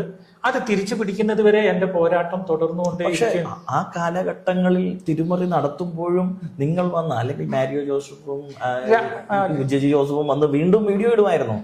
അവിടെയാണ് എനിക്ക് മാരിയോ ജോസഫ് എന്ന് പറയുന്ന ആ വ്യക്തിയുടെ ക്രെഡിബിലിറ്റിയെ ഞാൻ ചോദ്യം ചെയ്യുന്നത്. ശരിക്കും പറഞ്ഞാൽ തീർച്ചയായും താങ്കളുടെ സ്ഥാനത്ത് ഞാനാണെങ്കിൽ ഞാനും എന്നോട് ചോദ്യം ചെയ്യേണ്ട ഒരു കാര്യമാണ്. അത് ചോദ്യം ചെയ്തതിനെ ഞാൻ അപ്രീഷിയേറ്റ്, ഐ റിയലി അപ്രീഷിയേറ്റ്. എനിക്കത് വേദനിക്കുന്നില്ല. കാരണം അതെന്റെ ജീവിത പങ്കാളിയാണ്. എൻ്റെ ജീവിത പങ്കാളി കാണിക്കുന്ന ചെറിയ തെറ്റുകൾ സമൂഹ മാധ്യമത്തിൽ വലിച്ചിഴക്കാനോ അല്ലെങ്കിൽ ജനത്തോട് വിളിച്ചു പറയാനോ എൻ്റെ മനസാക്ഷി അനുവദിച്ചില്ല, സത്യമായും അനുവദിച്ചില്ല. കാരണം സെയിന്റ് ജോസഫ് ജീവിത പങ്കാളിയിൽ ഒരു തെറ്റ് കണ്ടപ്പോൾ ആരും അറിയാതെ ഉപേക്ഷിക്കാൻ വരെ നോക്കുകയും ചെയ്തു, പരസ്യമായി കൊന്നു. അപ്പൊ ഞാനിതെല്ലാം ഒഴിച്ചു വെക്കായിരുന്നു. അതായത് 2022 ഒരു കേസ് വന്നു, ഞാനത് FIR ഇടാതെ ഞാനത് ഒതുക്കി. 2023 വീണ്ടും വന്നു, അതും ഞാൻ ഒതുക്കി. 2024 വന്നു, കത്തിക്കുത്തു വരെ കൊണ്ടു. ഞാൻ എന്നിട്ട് ആരെയും അറിയിക്കാതെ മാറി താമസിക്കുകയും ചെയ്തുള്ളൂ, പുറം ലോകം അറിയിച്ചില്ല. ഇപ്പോ എന്താ സംഭവിച്ചതെന്ന് വെച്ചാൽ ആദ്യം കേസ് കൊടുത്തത് ആര്, എന്ത് പറഞ്ഞ് കേസ് കൊടുത്തു, അത് നിങ്ങൾ ചിന്തിക്കേണ്ട കാര്യമാണ്. ആദ്യം കേസ് കൊടുത്തത് ആര്? ആദ്യം ജിജിയാണ് പോയി കേസ് കൊടുക്കുന്നത്. ഈ കേസ് കൊടുത്ത FIR-നകത്ത് മനഃപൂർവ്വം മാരകമായുധം ഉപയോഗിച്ച് തലയിൽ പരിക്കേൽപ്പിച്ചു, ഇനിയും ഞങ്ങളെ കൊല്ലാൻ സാധ്യതയുള്ളതുകൊണ്ട് ജാമ്യം പോലും കൊടുക്കരുത് എന്നും പറഞ്ഞിട്ട് കേസ് കൊടുത്തത് ജിജി. ഈ കൊടുത്ത കേസ് മാധ്യമങ്ങൾക്ക് എത്തിച്ചു കൊടുത്തത് ആര്? ജിജി. പിന്നെ എന്നെ ഗെയ് എന്നും മാനസിക രോഗി എന്നും തീവ്രവാദി എന്നൊക്കെ വിളിക്കുന്ന ഒരു വീഡിയോ ജിജിയുടെ മൊബൈലിൽ റെക്കോർഡ് ചെയ്ത വീഡിയോ ആണല്ലോ ലോകത്ത് പ്രചരിച്ചത്. അപ്പൊ ഇത്രയും അവളെല്ലാം ചെയ്ത് കഴിഞ്ഞത് കൊണ്ട്, ഐ റിപ്പീറ്റ്, എല്ലാം ചെയ്ത് കഴിഞ്ഞത് കൊണ്ട് പിന്നെ എന്നെ സംബന്ധിച്ചിടത്തോളം ഇനിയും ഞാൻ ഒളിച്ചു വെച്ച് സംരക്ഷിക്കേണ്ട കാര്യമില്ല എന്ന് തോന്നിയപ്പോൾ ഞാൻ എന്ത് ചെയ്തു, ഉള്ള കാര്യങ്ങൾ തുറന്നു പറയേണ്ടി വന്നു. അതിലെനിക്ക് താങ്കളോട് ഒരു ക്ഷമാപണം പറയണം. താങ്കളോട് മാത്രമല്ല, ലോകത്തിലെ മാരിയോയെ കേൾക്കുന്ന എല്ലാ മനുഷ്യരോടും പറയണം. 1 രൂപയുടേതാണെങ്കിലും നിങ്ങൾ വേർത്ത് കഷ്ടപ്പെട്ട് നൊമ്പരപ്പെട്ട് ചോര നീരാക്കി മാരിയോയെ ഏൽപ്പിച്ച കാശിൽ നിന്ന് അല്പം കാശ് തിരിമറി അവർ നടത്തിപ്പോയതിന്റെ പിന്നിൽ ഞാൻ മിണ്ടാതിരുന്നു അല്ലെങ്കിൽ ഞാൻ സഹിച്ചു എന്നൊരു തെറ്റ് എൻ്റെ ഭാഗത്തുണ്ടായിട്ടുണ്ട്. നിരുപാധികം മാപ്പാക്കണം. അത് അറിഞ്ഞുകൊണ്ടല്ല, ഒരു കുടുംബത്തെ സേവ് ചെയ്യാൻ വേണ്ടിയുള്ള എൻ്റെ ആഴമായ ശ്രമത്തിന്റെ ഭാഗമാണ്. ഒരു പക്ഷെ ദൈവമായിട്ട് അതെനിയും ഇവൻ മറച്ചു വെച്ചാൽ, മാനുഷിക പരിഗണന കൊണ്ട് മറച്ചു വെച്ചാൽ പറ്റില്ല, അത് ലോകം അറിയണം എന്നതുകൊണ്ടായിരിക്കാം ജിജിക്ക് അങ്ങനെ കേസ് കൊടുക്കാനും ഇതിങ്ങനെ കൊണ്ടുപോകാനും തോന്നിയത് എന്ന് വിശ്വസിക്കുന്ന ഒരാളാണ് ഞാൻ. ഇപ്പോൾ എൻ്റെ അവസ്ഥ എന്ന് പറഞ്ഞാൽ കംപ്ലീറ്റ് ട്രാൻസ്പെറന്റ് ആണ്. എന്ന് പറഞ്ഞാൽ ഫിലോകാലിയ ഫൗണ്ടേഷൻ ROCയിൽ MCA പോർട്ടലിൽ രജിസ്റ്റേർഡ് ആണ്. 50 രൂപ നിങ്ങൾ മുടക്കിയാൽ നമ്മുടെ ബാങ്ക് സ്റ്റേറ്റ്മെന്റ് അടക്കം നിങ്ങൾക്കും പരിശോധിക്കാൻ സാധിക്കുന്ന സൗകര്യത്തിലാണ് ഇപ്പോൾ ചെയ്തു വെച്ചിരിക്കുന്നത്. അതുകൊണ്ട് വരവും ചെലവും എല്ലാം വ്യക്തമായി അറിയാവുന്ന സുതാര്യതയിലാണ് ഫിലോകാലിയ ഫൗണ്ടേഷൻ ഇപ്പൊ പോകുന്നത്. ഇപ്പൊ കേരളത്തിന്റെ ഏറ്റവും വലിയൊരു ചോദ്യം, നേരത്തെ ഒന്നായിരുന്നു ഫിലോകാലിയ എന്ന് പറയുമ്പോൾ, ഇപ്പം ഭർത്താവ് ഒരിടത്ത് ഒരു ഓഫീസ് ഇട്ടിരിക്കുന്നു, ഭാര്യ മറ്റൊരിടത്ത്. ഞാൻ വളരെ സീരിയസ് ആയിട്ട് മറ്റൊരിടത്തൊരു ഓഫീസ് ഇട്ടിരിക്കുകയാണ്. ഇത് ഞങ്ങളെ എന്നെ കുരങ്ങ് കളിപ്പിക്കുകയാണോ എന്നാണ് എന്റെ ചോദ്യം. ഞങ്ങൾ ഭർത്താവിനാണോ കാശ് അയച്ചു കൊടുക്കേണ്ടത്, ഭാര്യയ്ക്കാണോ കാശ് അയച്ചു കൊടുക്കേണ്ടത് എന്നൊരു വലിയ കൺഫ്യൂഷനിലേക്ക് ഞങ്ങൾ തീരുമാനിച്ച് കുറച്ച് കഴിഞ്ഞ കാശ് അയക്കുന്നുള്ളതാണ് ഈ കാര്യം. ഞങ്ങൾക്കൊരു തീരുമാനമാക്കണമല്ലോ. അതാണ് വാസ്തവം. ഞാൻ അത് തന്നെ പറയുള്ളൂ. നിങ്ങൾ അത് പൊതുജനം എല്ലാവരും പൊതുജനം എന്ന് പറഞ്ഞാൽ എന്റെ സഹോദരങ്ങളാണ് കേട്ടോ. അതായത് എന്നെ സംബന്ധിച്ചിടത്തോളം ഞാനൊരു കത്തോലിക്കനാണ്. ഒരേ കാസയിൽ നിന്ന് ഒരേ പിലാസയിൽ നിന്ന് ഈശോയുടെ രക്തശരീരം ഭക്ഷിക്കുന്നവർ എന്റെ രക്തബന്ധുക്കളാണെന്ന് വിശ്വസിക്കുന്ന ആളാണ്. അതായത് പാപ്പയെ പോലെ എനിക്ക് എല്ലാ അപ്പച്ചന്മാരെയും ഇഷ്ടമാണ്. ഇത് ചുമ്മാ ഒരു തള്ളു പറയുന്നതല്ല, ജെന്യൂൻ ആയിട്ട് ഫ്രം ദി ഹാർട്ട് പറയുന്ന. അപ്പൊ എനിക്കും പറയാനുള്ളത് കുറച്ച് നാൾ നിങ്ങൾ മാറി നിന്ന് വാച്ച് ചെയ്യുക. അതായത് എന്റെ ജീവിത പങ്കാളി എന്ത് ചെയ്യുന്നു, ഞാൻ എന്ത് ചെയ്യുന്നു എന്ന് വാച്ച് ചെയ്തിട്ട് ഇതിലേത് ആത്മാർത്ഥമായി മുന്നോട്ട് പോകുന്നു എന്നറിഞ്ഞിട്ട് സപ്പോർട്ട് ചെയ്യുക. അതിനൊരു ഉദാഹരണം പറയാം. കഴിഞ്ഞ ആഴ്ച പത്തനംതിട്ടയോട് അടുപ്പിച്ച് കോട്ടയം ജില്ലയുടെ എൻഡിൽ നിന്ന് ഒരു ചേച്ചി ഇവിടെ കാണാൻ വേണ്ടി വന്നു. കുറേ വിളിച്ചാ വന്ന്, ബസ് കയറിയാ വന്ന്, നല്ല പ്രായമുണ്ട്, ഭർത്താവ് മരിച്ചു പോയതാണ്. ഇവിടെ ഇതേ മേശപ്പുറത്ത് എൻ്റെ അടുത്ത് ഇരുന്നിട്ട് പറഞ്ഞു, നിങ്ങൾ ജെന്യൂൻ ആണെന്ന് അറിയാനാ വന്നേന്നു. അപ്പൊ എന്നോട് എല്ലാ ചരിത്രവും ചോദിച്ചു, ഞാൻ മൊത്തം കഥയും പറഞ്ഞു. അപ്പൊ എന്നോട് പറഞ്ഞു, ഈ ആഴ്ച മരുന്ന് വാങ്ങാൻ ഒരു 10,000 രൂപ ഞാൻ തരാം, എനിക്ക് അത് തന്നാലേ സമാധാനമുള്ളൂ എന്ന് പറഞ്ഞു. പക്ഷെ ഇപ്പൊ എൻ്റെ കയ്യിൽ കാശൊന്നുമില്ല എന്ന് പറഞ്ഞ് പോയിട്ട് പിറ്റേ ദിവസം ഇട്ടത് 20,000 രൂപ. ഞാൻ ചോദിച്ചെന്താ, നിങ്ങളുടെ ജെന്യൂനിറ്റി കണ്ടപ്പോൾ എനിക്ക് തരാൻ തോന്നി എന്ന് പറഞ്ഞു. അങ്ങനെയാണ് കഴിഞ്ഞ ആഴ്ച നമ്മൾ മരുന്ന് കൊടുത്തത്. അതിലെ 2 മരുന്ന് ബാക്കി വന്നതാണ് ആ പാർസലിൽ കിടക്കുന്നത്. അപ്പോ ഇതേപോലെ ജെന്യൂൻ ആണ് മാരിയോ എന്ന് തിരിച്ചറിഞ്ഞിട്ട് മാത്രം തന്നാൽ മതി. ഞാൻ ആരുടെ അടുത്ത് വന്നിട്ട് താഴെയൊന്നും ചോദിക്കുന്നില്ല, ഞാനൊരു റെസിപ്റ്റ് അച്ചടിച്ചറിഞ്ഞ് വരുന്നില്ല. ഞാൻ സോഷ്യൽ മീഡിയ പറയുന്നു, അത് കാണുമ്പോൾ ദൈവാത്മാവ് പ്രേരിപ്പിച്ചാൽ, ഞാൻ പറയുന്നു കുറെ നാൾ കഴിയുമ്പോൾ താങ്കളെയും ദൈവാത്മാവ് പ്രേരിപ്പിച്ച് ചിലപ്പോൾ താങ്കൾ ഒരു 10 രൂപ തന്നു വരും. അത്രേ ഉള്ളൂ. അത് ദൈവാത്മാവ് പ്രേരിപ്പിക്കുന്ന പോലെയാണ്. If it's for a good cause we want to give. ഞാൻ സത്യം പറഞ്ഞാൽ മലയാളികളുടെ ഒരു സ്വഭാവം എന്ന് പറഞ്ഞു കഴിഞ്ഞാൽ മലയാളികൾക്കേ ഉള്ളൂ തീർച്ചയായിട്ടും. കാരണം നമ്മൾ സമൂഹത്തെ ഇത്രമാത്രം ഒന്ന് ഉയർത്തിക്കൊണ്ട് വരുവാൻ വളരെ, അത് നമ്മൾ ഇല്ലായ്മയിൽ പോലും എടുത്ത് ദരിദ്രർക്ക് വാരി വിതറി കൊടുക്കുന്ന ഒരു സമൂഹമാണ് മലയാള സമൂഹം. അവിടെയാണ് ഇതുപോലുള്ള അവസ്ഥാവിശേഷങ്ങൾ വരുമ്പോൾ. അതിൽ എനിക്കൊരു തെറ്റ് പറ്റിയില്ല. ഞാൻ എന്റെ കുടുംബത്തെ സംരക്ഷിക്കാൻ നോക്കി ചില തെറ്റുകൾ കണ്ടിട്ട് അത് അന്നേ വിളിച്ച് പറയുകയോ അന്നേ കേസിന് പോവുകയോ ചെയ്തില്ല എന്നത് എന്റെ അറിവില്ലായ്കയുണ്ട്. കേസിന് പോകാമായിരുന്നു എന്ന അറിവില്ലായ്കയുണ്ട്. ഇഗ്നോറൻസ് ഓഫ് ദി ലോ അതിലൊന്ന്. രണ്ടാമത്തത്, എനിക്ക് കുടുംബത്തോടുള്ള സ്നേഹം കൊണ്ട് ഞാനത് പൊത്തിവെച്ചു. എൻ്റെ 2 പെൺപിള്ളേർ പ്രായപൂർത്തിയായവരാണ്, ഒരു നല്ല കുടുംബമാണ്, അത് മുന്നോട്ട് പോകണം, അതെങ്ങനെ തകർക്കണം എന്ന് അവരെ ഒരപ്പനും ചിന്തിക്കില്ലല്ലോ. അത് എൻ്റെ ഭാഗത്ത് വന്നൊരു മിസ്റ്റേക്കാണ്. പക്ഷെ ഇപ്പം ഞാൻ ചെയ്യുന്നത് എന്താണെന്നറിയോ താങ്കൾക്ക്? ഇപ്പൊ 3 വീടിന്റെ പണി പുരോഗമിക്കുന്നുണ്ട്. ആ വീടുകൾക്ക് സ്പോൺസർ ചെയ്ത ആളുടെ കയ്യിൽ നിന്ന് 1 രൂപ ഞാൻ വാങ്ങിയിട്ടില്ല, ഫൗണ്ടേഷനും വാങ്ങിയിട്ടില്ല. ആർക്കാണോ വീട് പണിത് കൊടുക്കുന്നത് അവരുടെ അക്കൗണ്ടിൽ ഇട്ട് കൊടുത്തു. ക്ലിയർ ആയോ? അവരുടെ അക്കൗണ്ടിൽ നിന്ന് ചെക്ക് നമ്മൾ തന്നെ വാങ്ങിയിട്ട് ആർക്ക് കൊടുക്കും? കോൺട്രാക്ടറിന് കൊടുക്കും. പണി കൃത്യമായിട്ട് നടക്കും. So there is no doubt for the sponsor, there is no problem for Mary also. അങ്ങനെയാണെങ്കിൽ ഞാൻ ഹാപ്പിയാണ്. നന്മ നടന്നുകൊണ്ട് പോകാന്നുള്ളൊരു ആഗ്രഹം മാത്രമേ ഉള്ളൂ. ഞാനിത് തുടങ്ങിയത് തന്നെ ഫിലോക്കാലിയ ചാരിറ്റബിൾ ട്രസ്റ്റ് തുടങ്ങുന്നതിന് മുമ്പേ തുടങ്ങിയതാണ് ഫിലോക്കാലിയ മിനിസ്ട്രി. ദൈവവചനം ജനങ്ങളിലേക്ക് എത്തിക്കാൻ തുടങ്ങിയൊരു മിനിസ്ട്രിയാണ്. അത് സാൽവേഷൻ ആർമിയുടെ സോപ്പ് സൂപ്പ് സാൽവേഷൻ എന്ന തത്വത്തിൽ നിന്ന് എനിക്ക് കിട്ടിയ ഒരു ഇൻഡ്യൂഷനാണ്. നമ്മൾ ആവശ്യമുള്ളവരെ സഹായിച്ച് സ്നേഹിച്ച് മുന്നോട്ട് പോകുമ്പോൾ അവർക്ക് നിത്യമായി ആവശ്യമുള്ളതും കൊടുക്കാൻ എനിക്ക് സാധിക്കും എന്ന ഒരു ചിന്തയിൽ നിന്ന് തുടങ്ങിയതാണ് ഫിലോക്കാലിയ ചാരിറ്റബിൾ ട്രസ്റ്റ്. അത് തുടർന്നുകൊണ്ടേയിരിക്കും. കാരണം അതിന്റെ ലക്ഷ്യം കർത്താവിന്റെ മഹത്വമായതുകൊണ്ട്. തീർച്ചയായിട്ടും ഈ ജിജിയുടെ വിഷയത്തിൽ അല്ലെങ്കിൽ കുഞ്ഞുങ്ങളുടെ വിഷയത്തിൽ വരുമ്പോൾ അവര് പറയുന്നത് ഞങ്ങളെങ്ങും പോയിട്ടില്ല, ഞങ്ങൾ ഇവിടെ തന്നെ ഉണ്ട്, ചേട്ടനാണ് പോയെന്നാണ് പറയുന്നത്.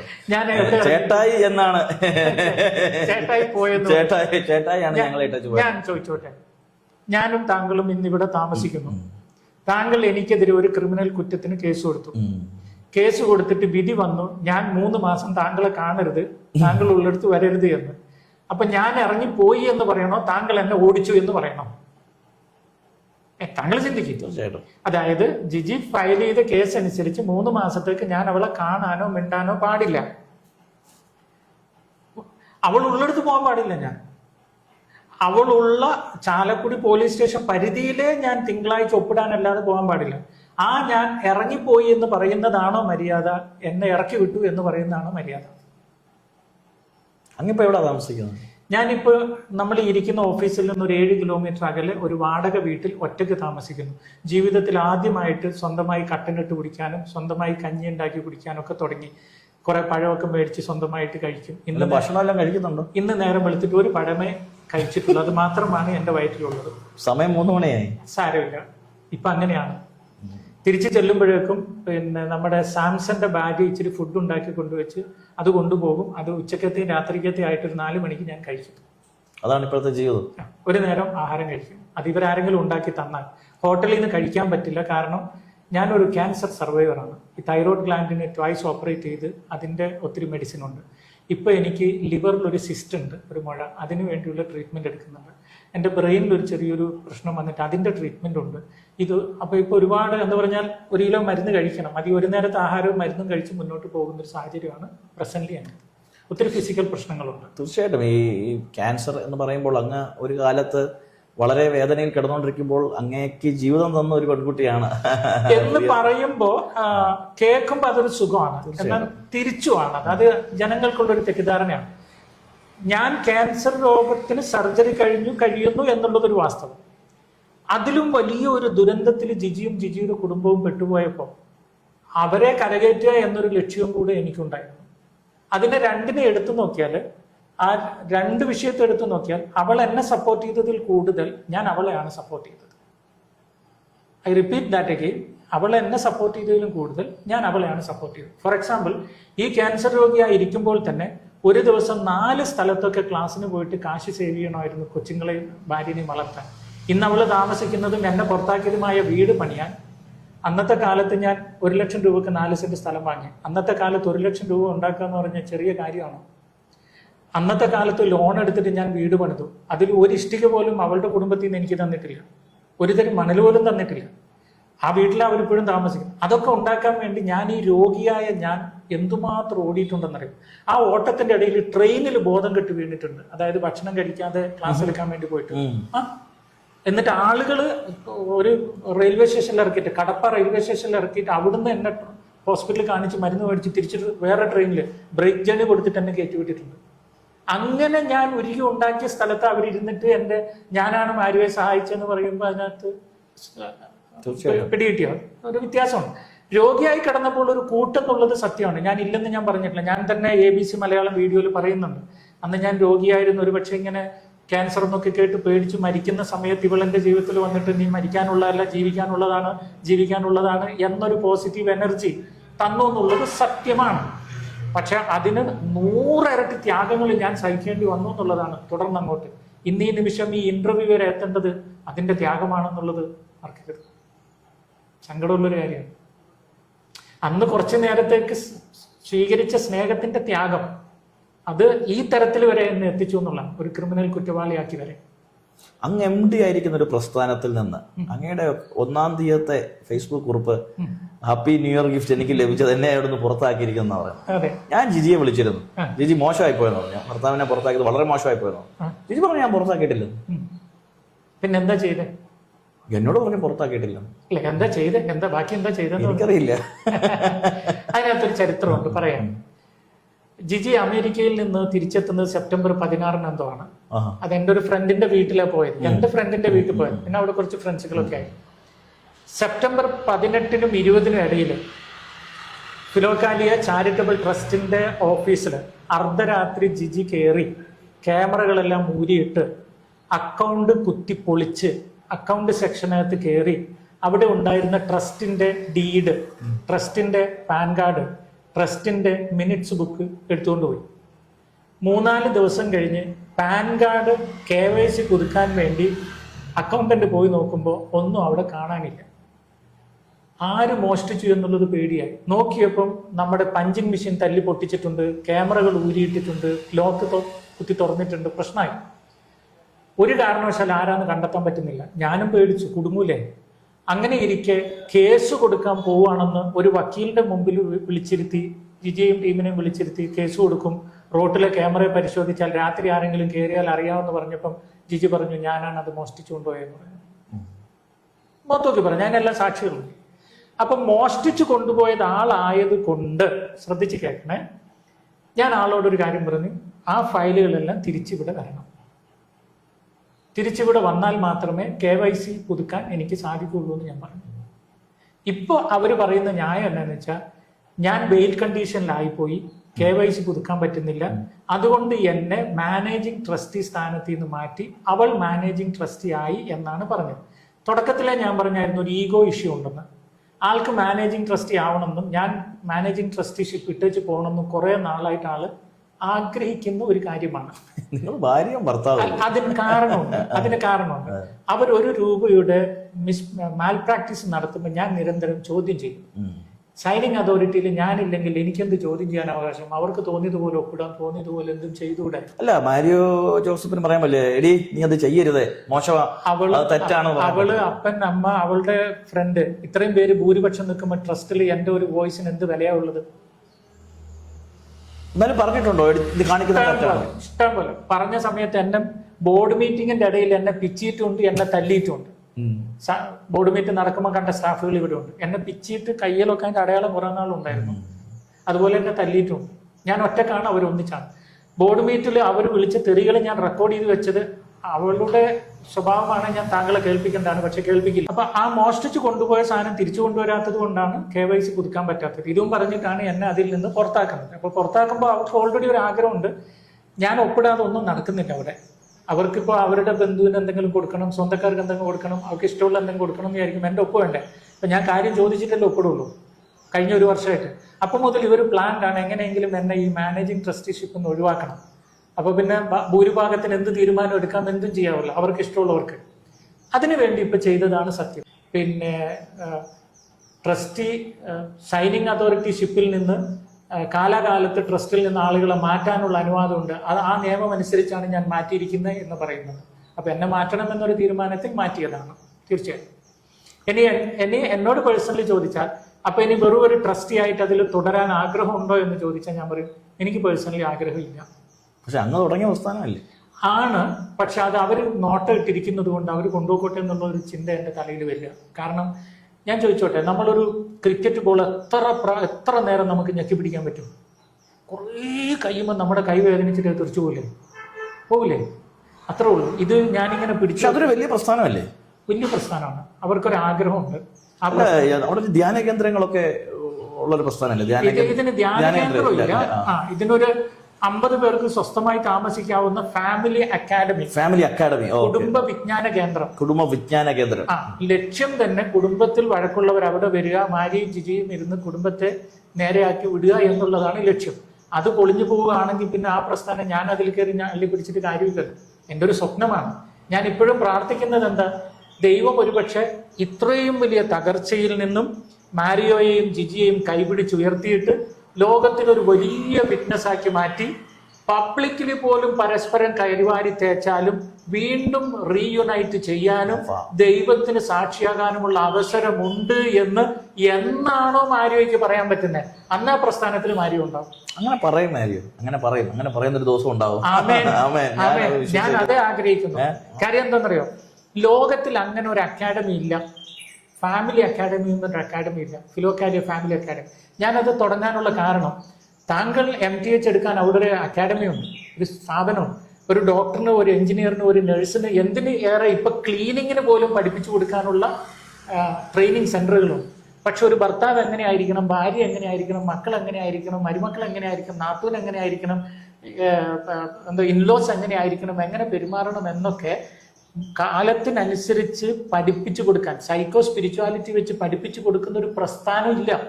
പ്രായമായി കല്യാണം കഴിക്കാൻ പറഞ്ഞു, കല്യാണം കഴിച്ചെന്നേ ഉള്ളൂ. അപ്പൊ അങ്ങനെ ഒരു പ്രസ്ഥാനമാണ് ഈ ഫിലോക്കാലിയ ഫാമിലി അക്കാഡമി. യുണീക്കാണ്, ലോകത്തിൽ തന്നെ ആദ്യമായിട്ടാണെന്നാണ് ഞാൻ പറയും. ആ ഒരു പ്രസ്ഥാനത്തിന് വേണ്ടി മനോഹരമായ സ്ഥലമാ ദൈവം തന്നെ, മനോഹരമായ അക്കോമഡേഷൻ സൗകര്യം തന്നത്. പക്ഷേ ഞാൻ നേരത്തെ പറഞ്ഞ ഈ എക്സ്ക്ലൂസീവ് ടീമുകളുടെ ഒരു പ്രശ്നം, ആ ഫാമിലിക്ക് മാത്രം അത് എൻജോയ് ചെയ്താൽ മതി, ലോകം എല്ലാവരും എൻജോയ് ചെയ്യണ്ട എന്നൊരു ചിന്ത അവരുടെ തലയിൽ കിടക്കുന്നു. എന്നെ സംബന്ധിച്ചിടത്തോളം ഇത് ലോകത്തിൻ്റെതാണ്. ആ പ്രസ്ഥാനം താങ്കളുടേതുമാണ്.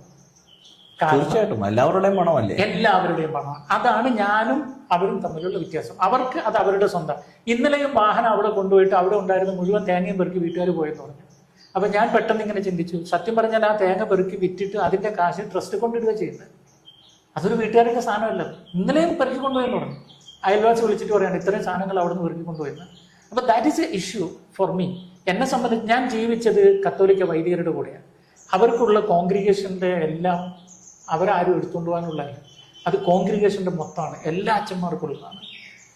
ഞാൻ പറഞ്ഞ മനസ്സിലായി. അവരെ ആശ്രയിക്കുന്ന സകല മനുഷ്യർക്കുള്ളതാണ്. ആ ഒരു കൺസെപ്റ്റാണ് എന്നെ.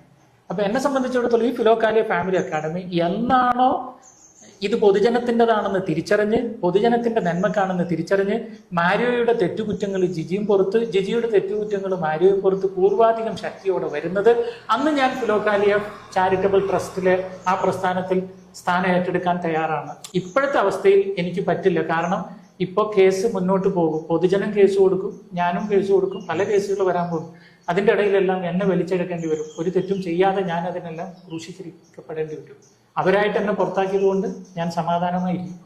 പക്ഷെ ഈ സംഭവങ്ങളൊക്കെ നടത്തിക്കാതെ ഒരു കോംപ്രമൈസിലേക്ക് എത്തിക്കാൻ താങ്കൾ തയ്യാറല്ലേ? ഞാൻ തയ്യാറാണ്, പക്ഷെ അവർ തയ്യാറല്ല. ഈ ട്രസ്റ്റിന്റെ ഏറ്റവും മോഡേൺ ആയ ഹൈടെക് ആയ ഒരു ട്രസ്റ്റ് ഫോം ചെയ്തതിന്റെ പേരാണ് ഫിലോകാലിയ ഫൗണ്ടേഷൻ. അത് ROCയിൽ രജിസ്ട്രേഷൻ ചെയ്തത് MCA പോർട്ടലിൽ സെക്ഷൻ 8 കമ്പനി, മൊത്തം ഓൺലൈനാണ്. അതിലിപ്പോൾ ഞാനും സാംസണും നമ്മുടെ ദേവസ്യ മാഷും ഉള്ളത്. ജിജിക്ക് ഈ നിമിഷവും അതിലേക്ക് വരാം, എൻ്റെ മക്കൾക്കും അതിലേക്ക് വരാം. അവരുടെ ബന്ധുക്കാർ വേറെ ആരും പാടില്ല. കാരണം ബന്ധുക്കാരാണ് ഈ വിഷയങ്ങൾ ഇത്രത്തോളം അപകടത്തിലേക്ക് എത്തിച്ചത്. വന്നു കഴിഞ്ഞാൽ എന്ത് ചെയ്യാമെന്നറിയോ? ഈ ഫിലോകാലിയ ഫാമിലി അക്കാഡമിയെയും ഫിലോകാലിയ ചാരിറ്റബിൾ ട്രസ്റ്റിനെയും സമാന ഇൻസ്റ്റിറ്റ്യൂഷനിൽ മെർജ് ചെയ്യാനുള്ള ഇന്ത്യൻ ട്രസ്റ്റ് ആക്ട് നിയമമുണ്ട്. ആ നിയമം വെച്ചിട്ട് ഇത് ഒറ്റൊരു പ്രസ്ഥാനമാക്കി മാറ്റാം. ഫിലോകാലിയ ഫൗണ്ടേഷൻ ഒരേ ഒരു പ്രസ്ഥാനം. അതിനകത്ത് ഫാമിലിയേക്കാൾ കൂടുതൽ ഫാമിലിയിൽ നിന്നല്ലാത്ത ആളുകൾ ഉണ്ടാകും. അപ്പോൾ ഫാമിലിക്ക് മാത്രം ഒറ്റക്കൊരു തീരുമാനം എടുക്കാൻ പറ്റില്ല. എല്ലാവരും കൂടെ ജനറൽ ബോഡി കൂടി തീരുമാനിക്കുന്ന അവസ്ഥയിലെത്തും. ഇതിൻ്റെ സുതാര്യത കൂടും. മാരിയോ എന്ത് ലക്ഷ്യത്തിൽ ഇത് തുടങ്ങിയോ അത് പൂർത്തിയാക്കാനും പറ്റും. പക്ഷേ അതിന് ജിജി തയ്യാറല്ല ഈ നിമിഷം വരെയും എന്നതാണ് അടിസ്ഥാന പ്രശ്നം. അതാണ് നിങ്ങളുടെ കുടുംബ പ്രശ്നം. ഇത്രയേ ഉള്ളൂ പ്രശ്നം. ബേസിക് അത് മാത്രമേ പ്രശ്നം. അതുകൊണ്ടാണ് ഈ സാംസനെ വേറെ ചീത്ത വാക്ക് ഉപയോഗിച്ചത്, മാഷിനെ തീവ്രവാദി എന്ന് ഉപയോഗിച്ചത്, എന്നെ മാനസിക രോഗി എന്നൊക്കെ. അങ്ങനെയെങ്കിലും ഇവരിട്ടേച്ച് പോകുമെന്ന് വിചാരിച്ചിട്ട് ചെയ്ത് അവരെല്ലാം അങ്ങ് പോയാൽ വീണ്ടും ഞാനും കുടുംബം മാത്രമാവുമല്ലോ. അവർക്ക് അത് മാത്രമേ താല്പര്യമുള്ളൂ. പക്ഷേ ഈ ഒരു പ്രസ്ഥാനം മുന്നോട്ട് കൊണ്ടുപോവുകയാണെങ്കിൽ മനസ്സാക്ഷിക്കനുസരിച്ച് ട്രസ്റ്റും നല്ലത്, ഫൗണ്ടേഷനും നല്ലത്, പക്ഷെ പ്രയോജനകരമായത് ഏതെന്ന് തിരിച്ചറിയുമ്പോൾ അത് ഫൗണ്ടേഷനാണ്. ഞാൻ അതിൻ്റെ കൂടെ നിൽക്കും. അത് മാത്രമേ ഇതിനൊരു ഗുണമുണ്ട്. ഇതിന് CSRന് സഹായത്തിന് എളുപ്പമുണ്ട്, ദർപ്പൻ സഹായത്തിന് എളുപ്പമുണ്ട്, FCRA കിട്ടാൻ എളുപ്പമുണ്ട്. നമുക്ക് ലോകത്ത് എവിടെയും വേണമെങ്കിൽ ഇതിന് ബ്രാഞ്ചസ് തുടങ്ങാൻ പറ്റും. എന്ന് പറഞ്ഞാൽ ഗ്ലോബലി നമുക്ക് ദൈവവചനവുമായി സന്ദർശിക്കാനുള്ള ഒരു ഓപ്പൺ സ്പേസ് കിട്ടിയിട്ട് നമ്മൾ എന്തിനെ കുടിസായിട്ട് ഞാനേ ഭാര്യ മക്കളെന്ന് ചിന്തിക്കേണ്ട കാര്യം എന്താണ്? പക്ഷേ അവിടെ ഭാര്യ വലുതാണ്, മക്കള് വലുതാണ്. ബൈബിൾ അത് പ്രത്യേകം പറയുന്നുണ്ട്. കുടുംബമാണ് ഏറ്റവും വലിയ. തീർച്ചയായും ഞാൻ കുടുംബത്തിന് ചെയ്യേണ്ടതെല്ലാം ചെയ്തു കൊടുത്തിട്ടുണ്ട്. എല്ലാവരും ഇപ്പൊ കംപ്ലൈന്റ് എഴുതാറുണ്ട്, മക്കളെ പോയി നോക്കാത്ത താൻ എന്നാ സുവിശേഷം പറയുന്നത് ചോദിക്കാറുണ്ട്. മക്കളെ ഇപ്പൊ പോയി നോക്കാൻ ഞാൻ ചെന്നാൽ എന്നെ ജയിലിൽ പിടിച്ചിടും. കാരണം ഞാൻ ബെയിൽ കണ്ടീഷനിൽ വീട്ടിൽ പോകാൻ പാടില്ല. പിന്നെ എങ്ങനെ മക്കളെ പോയി കാണും? അതുകൊണ്ടാണ് പോകാത്തത്. വേറെ വഴിയില്ലാത്തതുകൊണ്ടല്ല, അല്ലെ ഞാനിപ്പോ പോകും. പിന്നെ മക്കൾക്ക് ചെലവിന് കൊടുക്കുന്നുണ്ടോ എന്നുള്ളതാണ്. ഇപ്പൊ ജിജിയുടെയോ അല്ലെങ്കിൽ ഞങ്ങളുടെ രണ്ടുപേരുടെയോ പേരിലുള്ള 2-3 പ്രോപ്പർട്ടി കിടപ്പുണ്ട്. അതിലൊരു പ്രോപ്പർട്ടിയാണ്. അതായത് ഇപ്പം ജിജി ബിനാമി പേരിൽ അനിയന്റെ പേരിൽ മേടിച്ച പ്രോപ്പർട്ടി വിൽക്കുകയാണെങ്കിൽ ഒരു 1 CR മിനിമം കിട്ടും. 1 കോടി കിട്ടും, മിനിമം കിട്ടും. വേണം ബയറിനെ നമുക്ക് തന്നെ പരിധി എടുക്കാം. ആ 1 കോടി രൂപ കൊണ്ടുപോയിട്ട് ഏതെങ്കിലും മുത്തൂറ്റോ മണപ്പുറത്തിലോ ഇട്ട് കഴിഞ്ഞാൽ അതിന്റെ പലിശ മതി. സത്യം പറഞ്ഞു കഴിഞ്ഞാൽ എന്റെ മക്കളുടെ വിദ്യാഭ്യാസം മുന്നോട്ട് പോകാം. ജിജി ഇപ്പൊ അച്ചാറ് കച്ചവടം. ഇന്നിപ്പോ രാവിലെ ജിജി ഹാർബറിൽ ചെന്ന് മീൻ എടുത്ത് മീൻ കഴുകി മീൻ അച്ചാർ ഉണ്ടാക്കിയാണ് മക്കളെ പോറ്റുന്നതാണ്. ഞാൻ കണ്ടത് ഒരുതരം സിമ്പത്തറ്റിക്കൽ അപ്രോച്ച് പൊതുജനത്തിന്റെ മുമ്പിൽ ചെയ്യുന്നു എന്ന് മാത്രമേ എനിക്ക് തോന്നിയിട്ടുള്ളൂ. ഇനി അച്ചാറ് വിറ്റു, ഇതും പ്രത്യേകം ശ്രദ്ധിക്കണം. അച്ചാറ് വിറ്റു അല്പ സമ്പത്തുണ്ടാക്കി എന്റെ മക്കളും എന്റെ ജീവിത പങ്കാളിയും ലക്ഷറീസ് ആയിട്ട് ജീവിച്ചാൽ ഞാൻ അവിടെ അച്ചാറിന്റെ ആദ്യ വിൽപ്പനയിൽ അങ്ങൊരു FIR കൊടുത്തെന്നാണ് എനിക്കറിയാൻ കഴിയും. ആദ്യ വിൽപ്പനയിൽ അതിന് ഞാനൊരു ഉദാഹരണം കാണിച്ചത് ഇതെന്റെ കയ്യിൽ ഇവിടെ അന്ന് ആദ്യ വിൽപ്പനയിൽ ഞാൻ ഇവിടുന്ന് ഒരു സ്റ്റാഫിനെ വിട്ട് മേടിപ്പിച്ചതാണ്. ഫിലോകാലിയ ഫുഡ് പ്രോഡക്ട്സ് എന്നാണ് കമ്പനിയുടെ പേരിട്ടിരിക്കുന്നത്.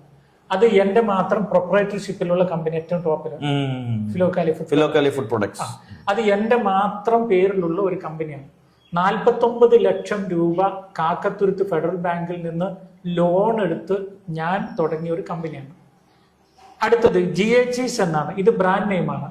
ഇതിന്റെ പേറ്റന്റ് ഇരിക്കുന്നത് എന്റെ പേരിലാണ്. മനസ്സിലായി? പേറ്റന്റ്. അപ്പൊ കമ്പനിയും എന്റേത്, പേറ്റന്റും എന്റേത്, ട്രേഡ് മാർക്ക് എന്ന് പറയും. ഇനി ഇതിന്റെ FSSI ലൈസൻസ് കൊടുത്തിരിക്കുന്നത് എന്റെ പേരിലാണ്. FSSI കാണുന്നുണ്ടല്ലോ. ഇത് അന്ന് മേടിച്ച ഈ കുപ്പിയുടെ പ്രത്യേകത, ഇതിനകത്ത് മാനുഫാക്ചറിംഗ് ഡേറ്റ് ഇല്ല, എക്സ്പയറി ഡേറ്റ് ഇല്ല. ഇതിൽ എന്തെല്ലാം കണ്ടന്റ് ഉണ്ട് എന്നുള്ളത് ഇട്ടിട്ടില്ല. എന്നെ ജയിലിലാക്കാൻ ശ്രമിച്ച അവര്, അതായത് തല അടിച്ച് പൊട്ടിച്ചു കൊല്ലാൻ നോക്കി ബെയിൽ കൊടുക്കരുതെന്നും പറഞ്ഞ് ജയിലിലാക്കാൻ ശ്രമിച്ചവര് ഈ ഒരു കുപ്പിക്കകത്ത് ഇത് ഉണ്ടാക്കുന്നിടന്ന് ഒരു പല്ലീനെ പിടിച്ചിട്ട് അടച്ച് ഇത് സെയിൽ ചെയ്തു. ഒരാളത് കഴിച്ച് രോഗിയായി. ആദ്യം ജയിലിൽ പോകേണ്ടത് ആരായിരിക്കും? ജിജിയെ കുറിച്ച് അവിടെ സംസാരമേ ഇല്ല. FSSAI ലൈസൻസ് ഉള്ള എന്നെ ജയിലിലാണ് ആക്കരുതേ എന്ന് ഞാൻ പോലീസ് സ്റ്റേഷനിൽ ഒരു പരാതിപ്പെട്ടത് അച്ചാർ കമ്പനി നിർത്താൻ വേണ്ടിയിട്ടല്ല ആളുടെ. ഞാൻ ഇന്നൊരു കാര്യം പറയാം, ഈ ഭൂമിയിൽ താങ്കളെക്കാളും ലോകത്തിൽ ഇന്ന് ജീവിച്ചിരിക്കുന്ന എല്ലാ മനുഷ്യരെക്കാളിലും ഉപരി ഞാനു ബാബീസ് എന്ന അച്ചാർ കമ്പനി വളരണം എന്ന് കൊതിക്കുന്ന ആള് ഫ്രം ദി ഹാർട്ട് ഈശോയുടെ മുമ്പിൽ വെച്ച പറയുന്നത് ഞാനാണ്. ഞാനു ബേബീസ് എന്താ? ഞാനു ബാബീസ്. ഞാനു എന്നത് ഇളയ മോളുടെ പെറ്റ് നെയിം, ബാബീസ് എന്നത് മൂത്ത മോളുടെ പെറ്റ് നെയിം. ഞാനു ബാബി. അങ്ങനെ പുതിയ അച്ചാർ കമ്പനി തുടങ്ങി. അത് വിജയിക്കട്ടെ എന്ന് ആത്മാർത്ഥമായി പ്രാർത്ഥിക്കുകയും അതിനുവേണ്ടി എല്ലാ സപ്പോർട്ടും ചെയ്യുകയും ചെയ്യുന്ന ആളാണ് ഞാൻ. ഞാൻ തന്നെ എന്റെ ഫ്രണ്ട്സുകൾ ഓരോരുത്തർ ഇങ്ങനെ അയക്കുമ്പോൾ പറയും മേടിച്ചോ എന്ന് ഞാൻ പറയും. കാരണം എന്തൊക്കെ പറഞ്ഞാലും എന്റെ രക്തത്തിലുള്ള എന്റെ മക്കളുടെ വിജയത്തിനാണെങ്കിൽ ഞാൻ അതിലെന്തിനു വിഷമിക്കണം? അതൊരിക്കലും ഞാൻ തടുക്കാൻ പോയിട്ടില്ല. പക്ഷെ എന്നെ കുരുക്കുന്ന ഒരവസ്ഥ അതിൽ വന്നാൽ ഞാൻ തടുക്കും, ഉറപ്പാണ്. കാരണം ഈ ചൂടുവെള്ളത്തിൽ വീണ് പൂച്ചക്ക് പച്ചവെള്ളം കാണുമ്പോൾ പേടി എന്ന് പറഞ്ഞ പോലെ ഒരു കാരണമില്ലാതെ തല ചുമന്നിട്ട് പൊട്ടിച്ചിട്ട് ഗ്ലാസ്സിനിട്ട് പൊട്ടിച്ചിട്ട് FIR ഇട്ട് എന്നെ കുരുക്കാൻ നോക്കിയ ആൾക്ക് നാളെ എന്തും ചെയ്തൂടെ? I am afraid. തുറന്നു പറയുന്നു. ഇവിടെ ഒരു കോടതി ഇല്ലേ മാരി? ഇവിടെ ഒരു നീതിന്യായ വ്യവസ്ഥയില്ലേ? ആർക്കും എന്തും പറയാൻ പറ്റുന്ന ഒരു കാലമാണോ? അല്ല, ഇത് നമ്മുടെ കോടതിയുടെ പ്രശ്നം എന്താണെന്നറിയോ? നമ്മളൊരു കേസ്, ഇപ്പൊ ഈ കേസ് ജിജി കൊടുത്തിട്ട് മാസം 2 ഞാൻ പുറത്തു ഇറങ്ങാൻ പറ്റാതെ ഇപ്പോഴും നിൽക്കുകയല്ലേ. അത് 3 മാസം കഴിഞ്ഞാലേ എന്റെ ബെയിൽ കണ്ടീഷൻ മാറുള്ളൂ. ഇനിയും ഒരു മാസം, അതായത് 6 ഒപ്പ് എന്നും ഞാൻ ഇടണം. 1.5 മാസം ഡെയിലി പോയിടുന്നുണ്ടോ? എല്ലാ തിങ്കളാഴ്ചയും ചാലക്കുടി പോലീസ് സ്റ്റേഷനിൽ പോയി ഒപ്പിടണം. ഞാൻ ഇന്ന് രാവിലെ ഒപ്പിട്ട് താങ്കൾ ഉള്ള ഞാൻ അറിയിച്ചതാണ്, ഞാൻ ഒപ്പിട്ടിട്ടേ വരുള്ളൂ എന്ന് പറഞ്ഞത്. ഒപ്പിടണം. അതൊക്കെ എന്ന് പറഞ്ഞാൽ ഒരു കൊലപ്പുള്ളി പുറത്തിറങ്ങിയ ചെയ്യുന്ന ഒരു സാഹചര്യത്തിലാണ് എന്നെ ആക്കിയത്. എന്തിനെന്നുള്ള ചോദ്യത്തിന് ഉത്തരവില്ല. ഈ പോലീസ് സ്റ്റേഷൻ പരിധിയിൽ ഞാൻ ഇറങ്ങാൻ എനിക്ക് ആകെ അനുവാദം തിങ്കളാഴ്ചയുള്ളൂ. അതും എങ്ങോട്ട് പോകാനും അനുവാദമില്ല. നേരെ സ്റ്റേഷനിൽ പോയി ഒപ്പിട്ട് പൊക്കോണം. ഏതെങ്കിലും ഒരു ചായക്കടയിൽ നിന്ന് ഞാൻ ചായ കുടിക്കുന്നത് അവരാരെങ്കിലും കണ്ടൊരു ഫോട്ടോ എടുത്ത് കോടതിക്ക് കൊടുത്താൽ ബെയിൽ കണ്ടീഷൻ ലംഘിച്ചു, എന്നെ പിടിച്ചു വീണ്ടും ജയിലിടും. അങ്ങനെയുള്ള ഞാൻ ഈ അച്ചാർ എന്റെ പേരിലുള്ളത് വെക്കുമ്പോൾ ഞാൻ പേടിക്കോ ഇല്ലയോ? തീർച്ചയായിട്ടും ആ ഒരു പേടിയുള്ളൂ. അല്ലാതെ ജനങ്ങൾ വിചാരിക്കുന്ന പോലെ ജിജിയുടെ അച്ചാർ കമ്പനി കൂട്ടിക്കാൻ ഞാൻ നടന്നു, എനിക്ക് വൈരാഗ്യം എന്നൊന്നും പറയല്ല. തുറന്നു പറയട്ടെ, എനിക്ക് ജിജിയോട് ഒരു വൈരാഗ്യമില്ല. സ്നേഹം മാത്രമേ ഉള്ളൂ. ഇത് പുളു അടിക്കുന്നതല്ല. ഞാൻ തീർച്ചയായിട്ടും അതായത് ഫ്രം ദി ഹാർട്ട് എനിക്ക് സ്നേഹം മാത്രമേ ഉള്ളൂ. പക്ഷെ എന്റെ സ്നേഹത്തിൽ ഉള്ള ഒറ്റ പ്രശ്നം, ഞാൻ എന്നെ കുറിച്ച് ഞാൻ ചിന്തിക്കുന്ന ഒരു സെൽഫ് റെസ്പെക്ട് ഉണ്ട്. ഞാനൊരു പുരുഷനാണ്, ഞാനൊരു ഭർത്താവാണ്, ഞാനൊരു അപ്പനാണ്, 30 വർഷമായിട്ട് സുവിശേഷ വേല ചെയ്യുന്ന ആളാണ്. അങ്ങനെ ഇരിക്കുമ്പോൾ എൻ്റെ ഭാര്യ വിധേയത്വം എന്ന വാക്ക് പറയുമ്പോൾ അവർക്ക് ഇഷ്ടപ്പെടില്ല. പക്ഷെ ബൈബിളിൽ വിധേയത്വം എന്ന് പറഞ്ഞിട്ടുണ്ട്. ഭർത്താക്കന്മാർക്ക് വിധേയമായിരിക്കണം, ഭർത്താവ് കർത്താവിന് വിധേയനായിരിക്കണം, കർത്താവ് പിതാവിന് അല്ല, അങ്ങനെ ഒരു അംബ്രല്ലയുണ്ട്. ആദ്യം പിതാവ്, പിന്നെ ഈശോ, പിന്നെ ഭർത്താവ്, പിന്നെ ഭാര്യ, പിന്നെ മക്കൾ. ഈ അംബ്രല്ലയിൽ വരുന്നൊരു പ്രശ്നം എന്താണെന്ന് വെച്ചാൽ, നമ്മുടെ ഈ പ്രസ്ഥാനം ഇത്രയും വളർന്നു പോകുന്നു. ഇതിൽ ഈ വെറും ട്രസ്റ്റ് വെച്ചിട്ട് നമ്മൾ ചെറിയ മാൽ പ്രാക്ടീസ് നടത്തി പോകേണ്ടവരല്ല. നമ്മളൊരു വലിയ സ്ഥാപനത്തിൽ വലുതായി വളരേണ്ട ഒരു ഇന്റർനാഷണൽ NGO ആണ്, ഇന്റർനാഷണൽ ഫാമിലി അക്കാഡമിയാണ്. നീ ഒന്ന് അതിലേക്ക് വാ എന്ന് പറയുമ്പോൾ വരാതിരിക്കുന്ന ആ മർക്കട മുഷ്ടി സ്വഭാവത്തെ മാത്രമേ ജിജിയിൽ ഞാൻ എതിർക്കുന്നുള്ളൂ. എപ്പോഴാണോ ആള് പറയുന്നത് എന്റെ ചേട്ടായി പറഞ്ഞത് കറക്റ്റ് അല്ലേ എന്ന് എപ്പോഴാണോ ആൾക്ക് തോന്നുന്നത്, അന്ന് ഞങ്ങളുടെ എല്ലാ പ്രശ്നവും തീരും. ജിജി പറഞ്ഞ ചേട്ടായി ഒരു പാവാന്നാ പറഞ്ഞു. ചേട്ടായി ഇങ്ങനെ മാനിപ്പുലേറ്റ് ചെയ്യുന്ന ഒരുപാട് പേരുണ്ടെന്ന്. ആരെന്നെ മാനിപ്പുലേറ്റ് ചെയ്തത്? താങ്കൾ പറയൂ. ഞാനല്ലല്ലോ പറയണ്ടേ. ആരുമില്ല, ഇവിടെ ആരുമില്ല മാനിപ്പുലേറ്റ് ചെയ്യും. ഈ മാനിപ്പുലേറ്റ് ചെയ്യുന്നവർക്ക് എന്ത് ഗുണം എന്നെ മാനിപ്പുലേറ്റ് ചെയ്തിട്ട്? എന്താ അങ്ങനെ ചിന്തിക്കാത്ത? ജിജി പറയുന്ന ഈ മാനിപ്പുലേറ്റ് ചെയ്യുന്നെന്ന് പറയുന്നവർ എന്റെ കൂടെ നിൽക്കുന്ന എന്തിനാണെന്നറിയാം? ജിജിയും കുടുംബവും അതിൽ നടത്തുന്ന ചെറിയ ചെറിയ സൂത്രങ്ങൾ കണ്ടിട്ട് അത് ഒഴിവാക്കി കിട്ടാനും, ജിജിയും കുടുംബവും എന്നെ ഒറ്റക്ക് ഈ ഇച്ഛ വരപ്പിച്ച് അടിമയാക്കി കൊണ്ടുപോകുന്ന കാണുമ്പോൾ എന്നോടുള്ളൊരു ദയയുമാണ്. കാരണം എനിക്ക് മുസ്ലിമുകൾ ശത്രുക്കൾ, ക്രിസ്ത്യാനികളിൽ ഒരു വിഭാഗം ശത്രുക്കൾ. പക്ഷെ അതിൽ നടന്ന മാൽ പ്രാക്ടീസ് അത് അറിയേണ്ടതാണ്, അത് തിരുത്തപ്പെടേണ്ടതാണ്. അതൊരു തിരുത്താൻ വേണ്ടി പറയുന്നതാണ്, കുറ്റം പറഞ്ഞതല്ല. തീർച്ചയായിട്ടും അത് തിരുത്തി മടങ്ങി വന്ന് നിങ്ങൾ ഒരുമിച്ച് ജീവിക്കുക എന്നുള്ളതാണ് ഞാൻ ആഗ്രഹിക്കുന്നത്. ഞാനും ആഗ്രഹിക്കുന്നത്. ഇനി പറയട്ടെ, ഈശോയും ആഗ്രഹിക്കുന്നതായിരിക്കും. ഒരുപക്ഷെ താങ്കൾ ഒരു വിശ്വാസിയായ താങ്കളുടെ പ്രൊഫൈലിനകത്ത് ദി ഹോളി സ്പിരിറ്റ് എന്ന് കൊടുത്തത് അതെന്നെ ഭയങ്കരമായിട്ട് സ്ട്രൈക്ക് ചെയ്തതാണ്. അപ്പൊ താങ്കൾ ഒരു പക്ഷെ ഇവിടെ വന്നിരിക്കുന്നത് ദൈവം അതിനൊരു അവസരം ഒരുക്കാനായിരിക്കാം. താങ്കൾക്ക് സാധിക്കുമെങ്കിൽ താങ്കളും ജിജിയെ കാണണം, സംസാരിക്കണം. ഇത് ഞാൻ പറഞ്ഞില്ല, നമ്മൾ ഒരു ചെറിയ ഈഗോ. അപ്പൊ താങ്കൾ ഒരു പക്ഷെ ഇവിടെ വന്നിരിക്കുന്നത് ദൈവം അതിനൊരു അവസരം ഒരുക്കാനായിരിക്കാം. താങ്കൾക്ക് സാധിക്കുമെങ്കിൽ താങ്കളും ജിജിയെ കാണണം, സംസാരിക്കണം. ഇത് ഞാൻ പറഞ്ഞില്ല, നമ്മൾ ഒരു ചെറിയ ഈഗോ ഇത്രയേ ഉള്ളൂ. ഫിലോക്കാലിയ ഫൗണ്ടേഷൻ ആണ് നിലനിന്ന് പോകേണ്ടത് എന്ന് ഞാൻ ആഗ്രഹിക്കുന്നു. ട്രസ്റ്റ് ആണ് നിലനിന്ന് പോകേണ്ടതെന്ന് അവർ ആഗ്രഹിക്കുന്നു. ട്രസ്റ്റിൽ ഭൂരിഭാഗം കുടുംബമായതുകൊണ്ട് എനിക്ക് ഒരു സ്വാതന്ത്ര്യം ഇല്ല എന്നുള്ളതാണ് പ്രശ്നം. ഇനിയല്ല, ട്രസ്റ്റ് തന്നെ നിലനിന്ന് പോകണമെന്ന് വാശി പിടിച്ചാലും ട്രസ്റ്റിലെ രജിസ്ട്രേഷൻ അടക്കം തെറ്റുണ്ട് എന്ന് കണ്ടുപിടിച്ച സ്ഥിതിക്ക് അതെന്തായാലും പുതുക്കി പണിയേണ്ടി വരും. അങ്ങനെ പുതുക്കി പണിയുമ്പോൾ എന്ത് ചെയ്യണമെന്നറിയോ, ഇപ്പോൾ ഉള്ള ജിജി ഒഴിച്ച് ബാക്കിയുള്ള മെമ്പർമാരെ രാജിവെച്ച് പോയി പുതിയ ആളുകൾ എടുത്താൽ മതി, വിശ്വസ്തരായ. എന്നാൽ അത് തന്നെ കൊണ്ടുപോകും. അതിനും ഞാൻ തയ്യാറാണ്. അതും കൂടെ ഓർക്കണം, ഞാൻ അതിനും തയ്യാറാണ്.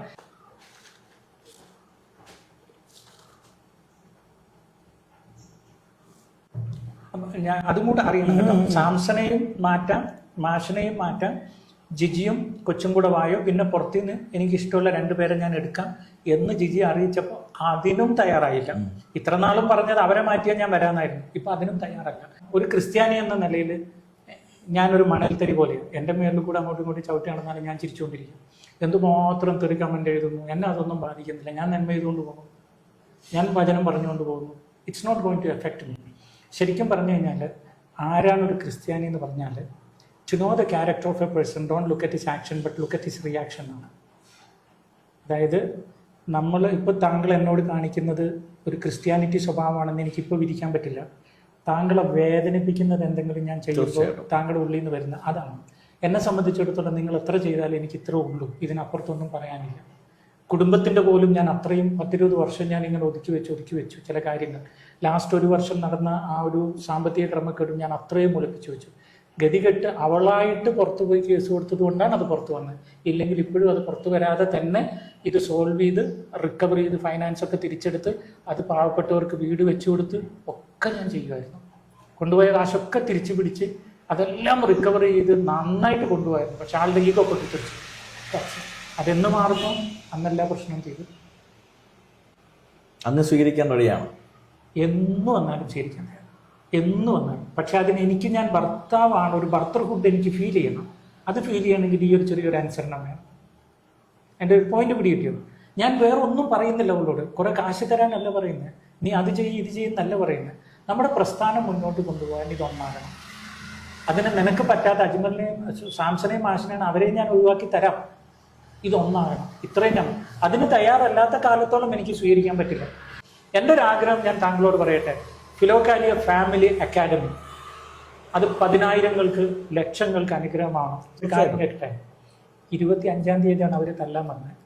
ഈ പ്രശ്നം ഉണ്ടാകുന്നത് 12, 13, 14 അവിടെ കപ്പിൾസിന് പ്രോഗ്രാമുണ്ട്. അന്ന് ജിജിയും വന്നിട്ടുണ്ട്. അന്നാണ് ജിജി കുറേ മാസത്തിന് ശേഷം വരുന്നത്. വരുമ്പോൾ 4 വർഷമായിട്ട് ഭർത്താവും ഭാര്യയും പിണങ്ങി 2 നാട്ടിൽ താമസിക്കുന്നു. ഒരാൾ വിദേശത്തും ഒരാൾ നാട്ടിലും. ഇവർ ഒന്നിച്ച് വരാൻ മടിച്ചിട്ട് 2 കാറിൽ വന്നു. ഒരു റൂം തങ്ങൂലെന്ന് പറഞ്ഞ് 2 റൂമിൽ തങ്ങി. അവർ വന്നത് പിരിഞ്ഞു പോകാനാണ്. പക്ഷേ ഞാനും ജിജിയും ഒന്നിച്ചിരുന്ന് അവരെ ഒരേ കാറിൽ തിരിച്ച് ഒരു റിസോർട്ടിലേക്ക് വിട്ട് അവരുടെ 4 വർഷത്തെ ദാമ്പത്യം ഒന്നിപ്പിച്ചിട്ട് തിരിച്ചു വിട്ടതാണ് ഈ 25-ന് അടിയുണ്ടാവുന്നതിന് 4-5 ദിവസം മുമ്പ്. അങ്ങനത്തെ ഒരു സ്ഥാപനം ആയതുകൊണ്ട് ഇവിടെ നിന്നൊക്കെ ഇറങ്ങിപ്പോയ പിശാച് വെറുതെ നോക്കി നിൽക്കത്തൊന്നുമില്ല. ഇച്ചിരി ഞങ്ങൾ ഉപദ്രവിക്കും. തീർച്ചയായിട്ടും അങ്ങനെ അത് പൂർണ്ണമായി ഞാൻ മനസ്സിലാക്കുന്നു. അപ്പൊ ഒരു ചെറിയൊരു ഉപദ്രവം ഈ അന്തരീക്ഷ ശക്തിയിലുള്ള നമുക്ക് കാണാൻ പറ്റാത്ത ശക്തി ജിജിയുടെ ഉള്ളിൽ ഇൻഫ്ലുവൻസ് ചെയ്താകാം, അവളുടെ കുടുംബക്കാരുടെ ഉള്ളിലാകാം, എൻ്റെ ഉള്ളിലും ആകാം. ഇൻഫ്ലുവൻസ് ചെയ്ത് ഉണ്ടാക്കിയൊരു കെയോസ് ആണ്. ഇപ്പൊ ജിജിക്കുള്ളിലും എനിക്കുള്ളിലും അവളുടെ കുടുംബക്കാരുടെ ഉള്ളിലും നാട്ടുകാരുടെ ഉള്ളിലും ഒക്കെ കയറിയിട്ട് ഈ പണിയൊക്കെ ഒപ്പിക്കുന്ന ചെലുത്താനാണ്. ഒരു ദിവസം ചെലുത്താൻ ഒന്നും അല്ലാണ്ടായി പോവുകയും ഈ പ്രസ്ഥാനം ഭയങ്കരമായിട്ട് വളരുകയും ചെയ്യും. Because I am Christian, I am witness for Jesus Christ. അതാണ് എൻ്റെ ഒരു ധൈര്യം. താങ്കൾ എന്താ ഇങ്ങനെ നോക്കുന്നത്? ഞാൻ ജെന്യൂനായിട്ട് പറയുന്നു. തീർച്ചയായിട്ടും ഞാൻ സ്വപ്നം കാണുകയായിരുന്നു. കാരണം മാരിയോയും ജിജിയും എല്ലാം കൂടെ ഒരുമിച്ച്, മക്കളും എല്ലാം കൂടെ ഒരുമിച്ച് വീണ്ടും ഒരുമിക്കുന്നു. വീണ്ടും നിങ്ങളുടെ ജീവിതത്തിലെ നഷ്ടപ്പെട്ടതെല്ലാം മടങ്ങി വരുന്നു. സൈത്താൻ കവർന്നെല്ലാം തിരിച്ചു കിട്ടുന്നതൊക്കെ ഞാനും അങ്ങ് കണ്ടു പറഞ്ഞു. ഒരു ഭൂമിയിലെ സ്വർഗമാണ് കുടുംബം. ഞങ്ങൾ ഇതൊക്കെ പറയുമ്പോഴും ഭയങ്കര സ്വർഗീയമായി ആനന്ദിച്ച് ജീവിച്ച ദിവസങ്ങളുണ്ട്. അതായത് ഞങ്ങൾ ജീവിച്ച ക്യാമ്പസിലെ എല്ലാ കുടുംബത്തെയും അപേക്ഷിച്ച് ഏറ്റവും ഹാപ്പിയായ കുടുംബങ്ങൾ ഞങ്ങൾ തന്നെയാണ്. ചെറിയ ചെറിയ വഴക്കുകൾ, തുടക്കത്തിലുള്ള മിസ്അണ്ടർസ്റ്റാൻഡിങ് കൊണ്ട് കുറച്ച് നാളുണ്ടായി, അതങ്ങ് പോയി. പിന്നീട് ഈ പ്രസ്ഥാനം തുടങ്ങിയപ്പോൾ ആരാണ് ഇതിലെ അടിസ്ഥാന വിഷയം ഞാൻ പറഞ്ഞുതരാം. അടിസ്ഥാന വിഷയം, 2 ചീഫ് മിനിസ്റ്റർ ഒരേ സമയത്ത് കേരളത്തിൽ ഉണ്ടായാൽ ഭരണം എങ്ങനെ ഇരിക്കും ചോദിച്ചതിന് മറുപടി കിട്ടിയോ? അതെ, 2 ചീഫ് മിനിസ്റ്റർ ഒരേ സമയം കേരളത്തിൽ ഉണ്ടായാൽ ഭരണം നന്നായി പോകുമോ? ഒരിക്കലും ഇല്ലല്ലോ. ഇതേ ഞങ്ങൾക്ക് സംഭവിച്ചുള്ളൂ. ഈ ഫിലോകാലിയ ചാരിറ്റബിൾ ട്രസ്റ്റിന്റെ മാനേജിംഗ് ട്രസ്റ്റിക്കും ജോയിന്റ് മാനേജിംഗ് ട്രസ്റ്റിക്കും തുല്യ അവകാശം എന്ന് ബയലോയിൽ എഴുതി കളഞ്ഞു. അപ്പോൾ ഓട്ടോമാറ്റിക്കലി ആ ബയലോ വെച്ചിട്ട് ഞാൻ ജിജിയോട് അതങ്ങോട്ട് എടുത്തു വെച്ചില്ല, തനിങ്ങനെ എനിക്കും അറിയാറുണ്ട്. ഇതിൻ്റെ ഒരു പ്രശ്നം പിടികിട്ടിയോ? എന്ത് കാര്യം വരുമ്പോഴും തർക്കം വരും. കാരണം തുല്യ അവകാശം. അത് മാനേജിംഗ് ട്രസ്റ്റിയുടെ അവകാശം ജോയിന്റ് മാനേജിംഗ് ട്രസ്റ്റി ഇല്ലാത്തപ്പോൾ ഓപ്പറേറ്റ് ചെയ്യേണ്ട ആളാണ്. അങ്ങനെ ആയിരുന്നു നിയമം വെച്ചിരുന്നത് എങ്കിൽ, മാനേജിംഗ് ട്രസ്റ്റിന്റെ അഭാവത്തിൽ ജോയിന്റ് മാനേജിംഗ് ട്രസ്റ്റിക്ക് ഫുൾ ഉത്തരവാദിത്തം എന്നായിരുന്നു എഴുതിയതെങ്കിൽ ഈ പ്രശ്നമൊന്നും ഉണ്ടാവില്ലായിരുന്നു. അപ്പൊ ചോദ്യം വരും, ബയലോസ് എഴുതിയ താങ്കളല്ലേന്ന്. ഞാൻ എഴുതിയതിൽ ഇതില്ലായിരുന്നു. ജിജിയുടെ അനുജത്തിയുടെ ഭർത്താവ് ഇതിൽ എഴുതി വെച്ചത്. ഞാനത് അറിയുന്നത് എപ്പോഴാണെന്നറിയോ? രജിസ്ട്രാർ ഓഫീസിൽ രജിസ്റ്റർ ചെയ്യുന്ന സമയത്ത് വായിച്ച് കേൾപ്പിക്കുമ്പോഴാണ് ഞാനത് കേൾക്കുന്നത്. അപ്പം തന്നെ എനിക്കതിൻ്റെ അപകടം മണത്തു.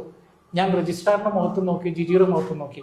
എനിക്ക് പെട്ടെന്ന് രജിസ്ട്രാറിന്റെ മുമ്പിൽ വെച്ച് ജിജിയെയോ അനിയത്തിയുടെ ഭർത്താവ് ഞാൻ മിണ്ടാതിരുന്നു. അന്ന് അവിടെ വെച്ചത് തിരുത്തിയായിരുന്നെങ്കിൽ ഇതൊന്നും സംഭവിച്ചില്ല, ഒന്നും സംഭവിച്ചില്ല. പക്ഷേ ഞാൻ കരുതുന്നത് ദൈവം ആഗ്രഹിക്കാതെ എന്ന് പറയാൻ പറ്റില്ല, ദൈവം അറിയാതെ ഒന്നും സംഭവിച്ചില്ല. അതായത് ദൈവം അറിഞ്ഞാണ് എല്ലാം സംഭവിക്കുള്ളൂ. പക്ഷെ അറിഞ്ഞ് സംഭവിച്ചത് കൊണ്ട് അത് ദൈവം ഇഷ്ടമാണെന്ന് പറയാൻ പാടില്ല. ഇപ്പൊ ഉദാഹരണത്തിന് ഇപ്പൊ ഓരോ ദിവസം ഞാൻ കഞ്ഞിയിട്ട് കുടിക്കാനിരിക്കുമ്പോഴൊക്കെ ഞാൻ കരയും. ഒറ്റയ്ക്കിരുന്ന് കരയും, പുറത്തിരുന്ന് കരയാൻ പറ്റില്ലല്ലോ. കാരണം എന്നാന്ന് പറഞ്ഞു തരട്ടെ, ഞാനന്ന് തൈറോയ്ഡ് ക്യാൻസർ വന്ന് സർജറി ചെയ്ത് ആ സമയത്ത് ജിജി ഒരു പ്രത്യേക സിറ്റുവേഷനിൽ കിടക്കുമ്പോൾ, വിവാഹം കഴിക്കുമ്പോൾ ഞാൻ ആഗ്രഹിച്ചത് എന്താണെന്നറിയോ? എനിക്ക് വയ്യാതിരിക്കുമ്പോൾ ഇവള് കൂട്ടിനുണ്ടാവുമല്ലോ എന്ന് ഞാൻ ആഗ്രഹിച്ചത്. എന്നിട്ട് അത് കല്യാണത്തിന് ശേഷം ആദ്യമായിട്ട് ഞാൻ 6 ദിവസം ഹോസ്പിറ്റലിൽ കിടന്നു. അവളെനിക്ക് കൂട്ടിനുണ്ടായിട്ടില്ല. കാരണം അവൾ കേസും കൊടുത്ത് നടക്കുകയായിരുന്നു 6 ദിവസം. ജീവിതത്തിൽ ഇന്ന് വരെ കാണാത്ത ഒരുത്തനാണ് എനിക്ക് ഹോസ്പിറ്റലിൽ ബൈസ്റ്റാൻഡർ ആയത്. ഇപ്പോഴും ഞാൻ ഒരുപാട് മരുന്ന് കഴിക്കുകയാണ്. ഒരു നേരം മരുന്ന് കഴിച്ചില്ല തലയിറങ്ങി വീഴും. അങ്ങനത്തെ മരുന്ന് ഇപ്പോൾ കഴിക്കുന്നത്. ആ മരുന്ന് കഴിക്കാൻ അത് എടുത്തു തരാൻ എനിക്ക് ഭാര്യ മക്കളോ കൂടെ ഇപ്പം ഇല്ല. അപ്പം എനിക്കൊരു കാര്യം മനസ്സിലായി, എന്നെ നോക്കാനാണ് ഞാനൊരു ജീവിത പങ്കാളി സ്വീകരിക്കുന്നത് എന്ന് ചിന്തിച്ച് ആരെങ്കിലും കല്യാണം കഴിച്ചാൽ ഭൂലോക മണ്ണത്തരാണ്. എൻ്റെ ഉള്ളിലുള്ള സ്നേഹം നിറയുമ്പോൾ അത് പങ്കിടാൻ വേണ്ടി ഒരാളെ കൊണ്ടുവരുവാണെങ്കിൽ പങ്കിട്ടുകൊണ്ട് പോകാനേ പറ്റുള്ളൂ. ഇങ്ങോട്ട് കെയർ ശ്രദ്ധിക്കുകയേ വേണ്ട. ഞാനിന്ന് ഇപ്പം 60 ദിവസമായി ഒറ്റയ്ക്ക് ഭക്ഷണം കഴിക്കണം, ഒറ്റയ്ക്ക് തുണി അലക്കും, ഒറ്റയ്ക്ക്, അതൊക്കെ പണ്ടും ചെയ്യുന്ന കുഴപ്പമൊന്നുമില്ല. പക്ഷെ എങ്കിൽ പോലും പെട്ടെന്ന് ഒറ്റപ്പെടുമ്പോൾ ഒരു സങ്കടം ഉണ്ടല്ലോ. ഇറ്റ് ഹേർട്സ് മീ എന്നോ. ആ വേദന ഞാൻ സഹിക്കുമ്പോൾ ഞാൻ കർത്താവിനോട് പറയാറുള്ളത്, ഇത് പാഴായി പോവില്ല. ദൈവം പാഴായിട്ടൊന്നും സൃഷ്ടിച്ചിട്ടില്ല. ദൈവം പാഴായിട്ട് ഒന്നും സൃഷ്ടിച്ചിട്ടില്ല. ഏതെങ്കിലും ഒരു സഹനം പാഴാക്കിയിട്ടുണ്ട്. വേദനിക്കുന്നത് എൻ്റെ ജീവിത പങ്കാളി ഓർത്താണ്. എൻ്റെ ജീവനെ പോലെ ഞാൻ സ്നേഹിച്ചിട്ട് അവൾ എന്നെ മനസ്സിലാക്കുന്നില്ലല്ലോ എന്നത് എനിക്കൊരു വേദന. നാട്ടുകാർ എനിക്കൊരു വിഷയമേ. അതിപ്പോഴും ഉണ്ട്. ജിജി വീഡിയോ കേൾക്കുകയാണെങ്കിൽ അവൾ അത് അറിയണം. നീ എന്നെ മനസ്സിലാക്കുന്നില്ലല്ലോ എന്നുള്ളത് എനിക്കൊരു വേദനയാണ്. അത് ചെറിയൊരു ഈഗോയുടെ പേരിലാണ്, ഞാൻ വലുത് എന്നതിൻ്റെ പേരിലാണ് എന്നത് തിരിച്ചറിഞ്ഞാൽ തീരാവുന്ന വിഷയങ്ങൾ മാത്രമേ നമുക്കിടയിൽ ഇപ്പോഴും ഉള്ളൂ. ജിജി മനസ്സിലാക്കും. നിങ്ങൾ രണ്ടുപേരും മനസ്സിലാക്കും, രണ്ടുപേരും തിരിച്ചു വരും. എനിക്ക് പറയാനുള്ള ഒറ്റ കാര്യം, ദൈവം യോജിപ്പിച്ചതിനെ മനുഷ്യൻ വേർതിരിക്കരുത്. തീർച്ചയായും ദൈവം യോജിപ്പിച്ചതിനെ തീർച്ചയായും മനുഷ്യൻ വേർതിരിക്കരുത്. തീർച്ചയായും. ഞാൻ പക്ഷേ വക്കീൽ നോട്ടീസൊക്കെ അയച്ചു. എന്തിനാണെന്നറിയോ? അതും കൂടെ പറയാം. ഇനിയിപ്പോൾ അവള് പക്ഷേ ജനങ്ങളോട് ഒരു ആൾ കേസ് കൊടുത്തു, വക്കീൽ നോട്ടീസ് കൊടുത്തു എന്നൊക്കെ ജിജി പറയാം. അതെന്തിനാന്ന് വെച്ച് കഴിഞ്ഞാൽ ഈ ബെയിൽ കണ്ടീഷൻ കാലത്ത് എനിക്ക് അവളെ കാണാൻ ഒരു ഓപ്ഷൻ ഇല്ല. അപ്പോൾ ഒരു കോടതിയിലൊരു ഇത് വെച്ച് കഴിഞ്ഞാൽ ഇവളെ വിളിപ്പിച്ച് കഴിഞ്ഞാൽ ഞങ്ങൾക്ക് അവിടെ ഇരുന്ന് കോടതിയുടെ കൗൺസിലർ വഴി ഞങ്ങൾക്ക് അങ്ങോട്ടും ഇങ്ങോട്ടും ഒന്ന് സംസാരിക്കാമല്ലോ നോർത്തിട്ട് ഞാനൊരു പെറ്റീഷൻ കൊടുത്തിട്ടുണ്ടില്ലെന്ന് ഞാൻ പറയുന്നില്ല. അത് ഡിവോഴ്സ് ചെയ്യുക എന്നുള്ള ലക്ഷ്യത്തോടെയല്ല, ഒന്ന് റീയുണൈറ്റ് ചെയ്യാൻ ഒരു കോമൺ പ്ലാറ്റ്ഫോമിൽ വരാനുള്ള അവസരത്തിന് വേണ്ടി ചെയ്തതാണ്. ക്ലിയർ ആയോ താങ്കൾ? ഞാൻ തീർച്ചയായിട്ടും വളരെ ക്ലിയർ ആണ്. മാരിയോയെ കണ്ട ശേഷം ഞാൻ ജിജിയെയും ഇളയ മകളെയും കാണുവാനായി അവരുടെ ക്ഷണപ്രകാരം ഫിലോകാലിയ ഓഫീസിലേക്ക് ചെന്നു. അവിടെ ചെന്നതും ഏകദേശം 1.5 മണിക്കൂറോളം ഓഫീസിലും അവരുടെ വീട്ടിലും അവരുടെ സ്ഥാപനത്തിലും ജിജി എന്നെ കൊണ്ടുപോയി. ഞങ്ങൾ ഒരുപാട് കാര്യങ്ങൾ സംസാരിച്ചു. ജിജി പറയുന്ന പ്രധാനപ്പെട്ട കാര്യം, ഇതെല്ലാം തികച്ചും വാസ്തവവിരുദ്ധമായ കാര്യങ്ങളാണ് ബ്രദറെ. ഒരിക്കലും ഫിലോകാലിയ ചാരിറ്റബിൾ ട്രസ്റ്റ് കുടുംബ ട്രസ്റ്റ് ആക്കാൻ കഴിയത്തില്ല എന്ന് നിങ്ങൾ തിരിച്ചറിയണം. ഞാൻ ഒരിക്കലും ചേട്ടായിയെ ട്രസ്റ്റിൽ നിന്ന് പുറത്താക്കിയിട്ടില്ല. അദ്ദേഹം ഇപ്പോഴും ട്രസ്റ്റിലെ ബോർഡ് മെമ്പർ തന്നെയാണ്. എന്നാൽ ഒരു വേദന നിറഞ്ഞ ഒരു കാര്യം എനിക്ക് അങ്ങയോട് പറയണം. എന്തെന്ന് ചോദിച്ചു കഴിഞ്ഞാൽ, ഞാൻ കഴിഞ്ഞ സെപ്റ്റംബറിൽ അമേരിക്കയിൽ പോയ സമയത്ത് ഞാനില്ലാതെ ഫിലോക്കാലിയ ചാരിറ്റബിൾ ട്രസ്റ്റിൻ്റെ ഓഫീസിൽ അദ്ദേഹം പുതിയൊരു പ്രസ്ഥാനം തുടങ്ങി. എന്നെ അറിയിക്കാതെ ഓഫീസിൻ്റെ ബോർഡ് പോലും അദ്ദേഹം മാറ്റി. അത് എനിക്ക് വല്ലാതെ വിഷമമായി. ഞാനത് ചോദ്യം ചെയ്തു.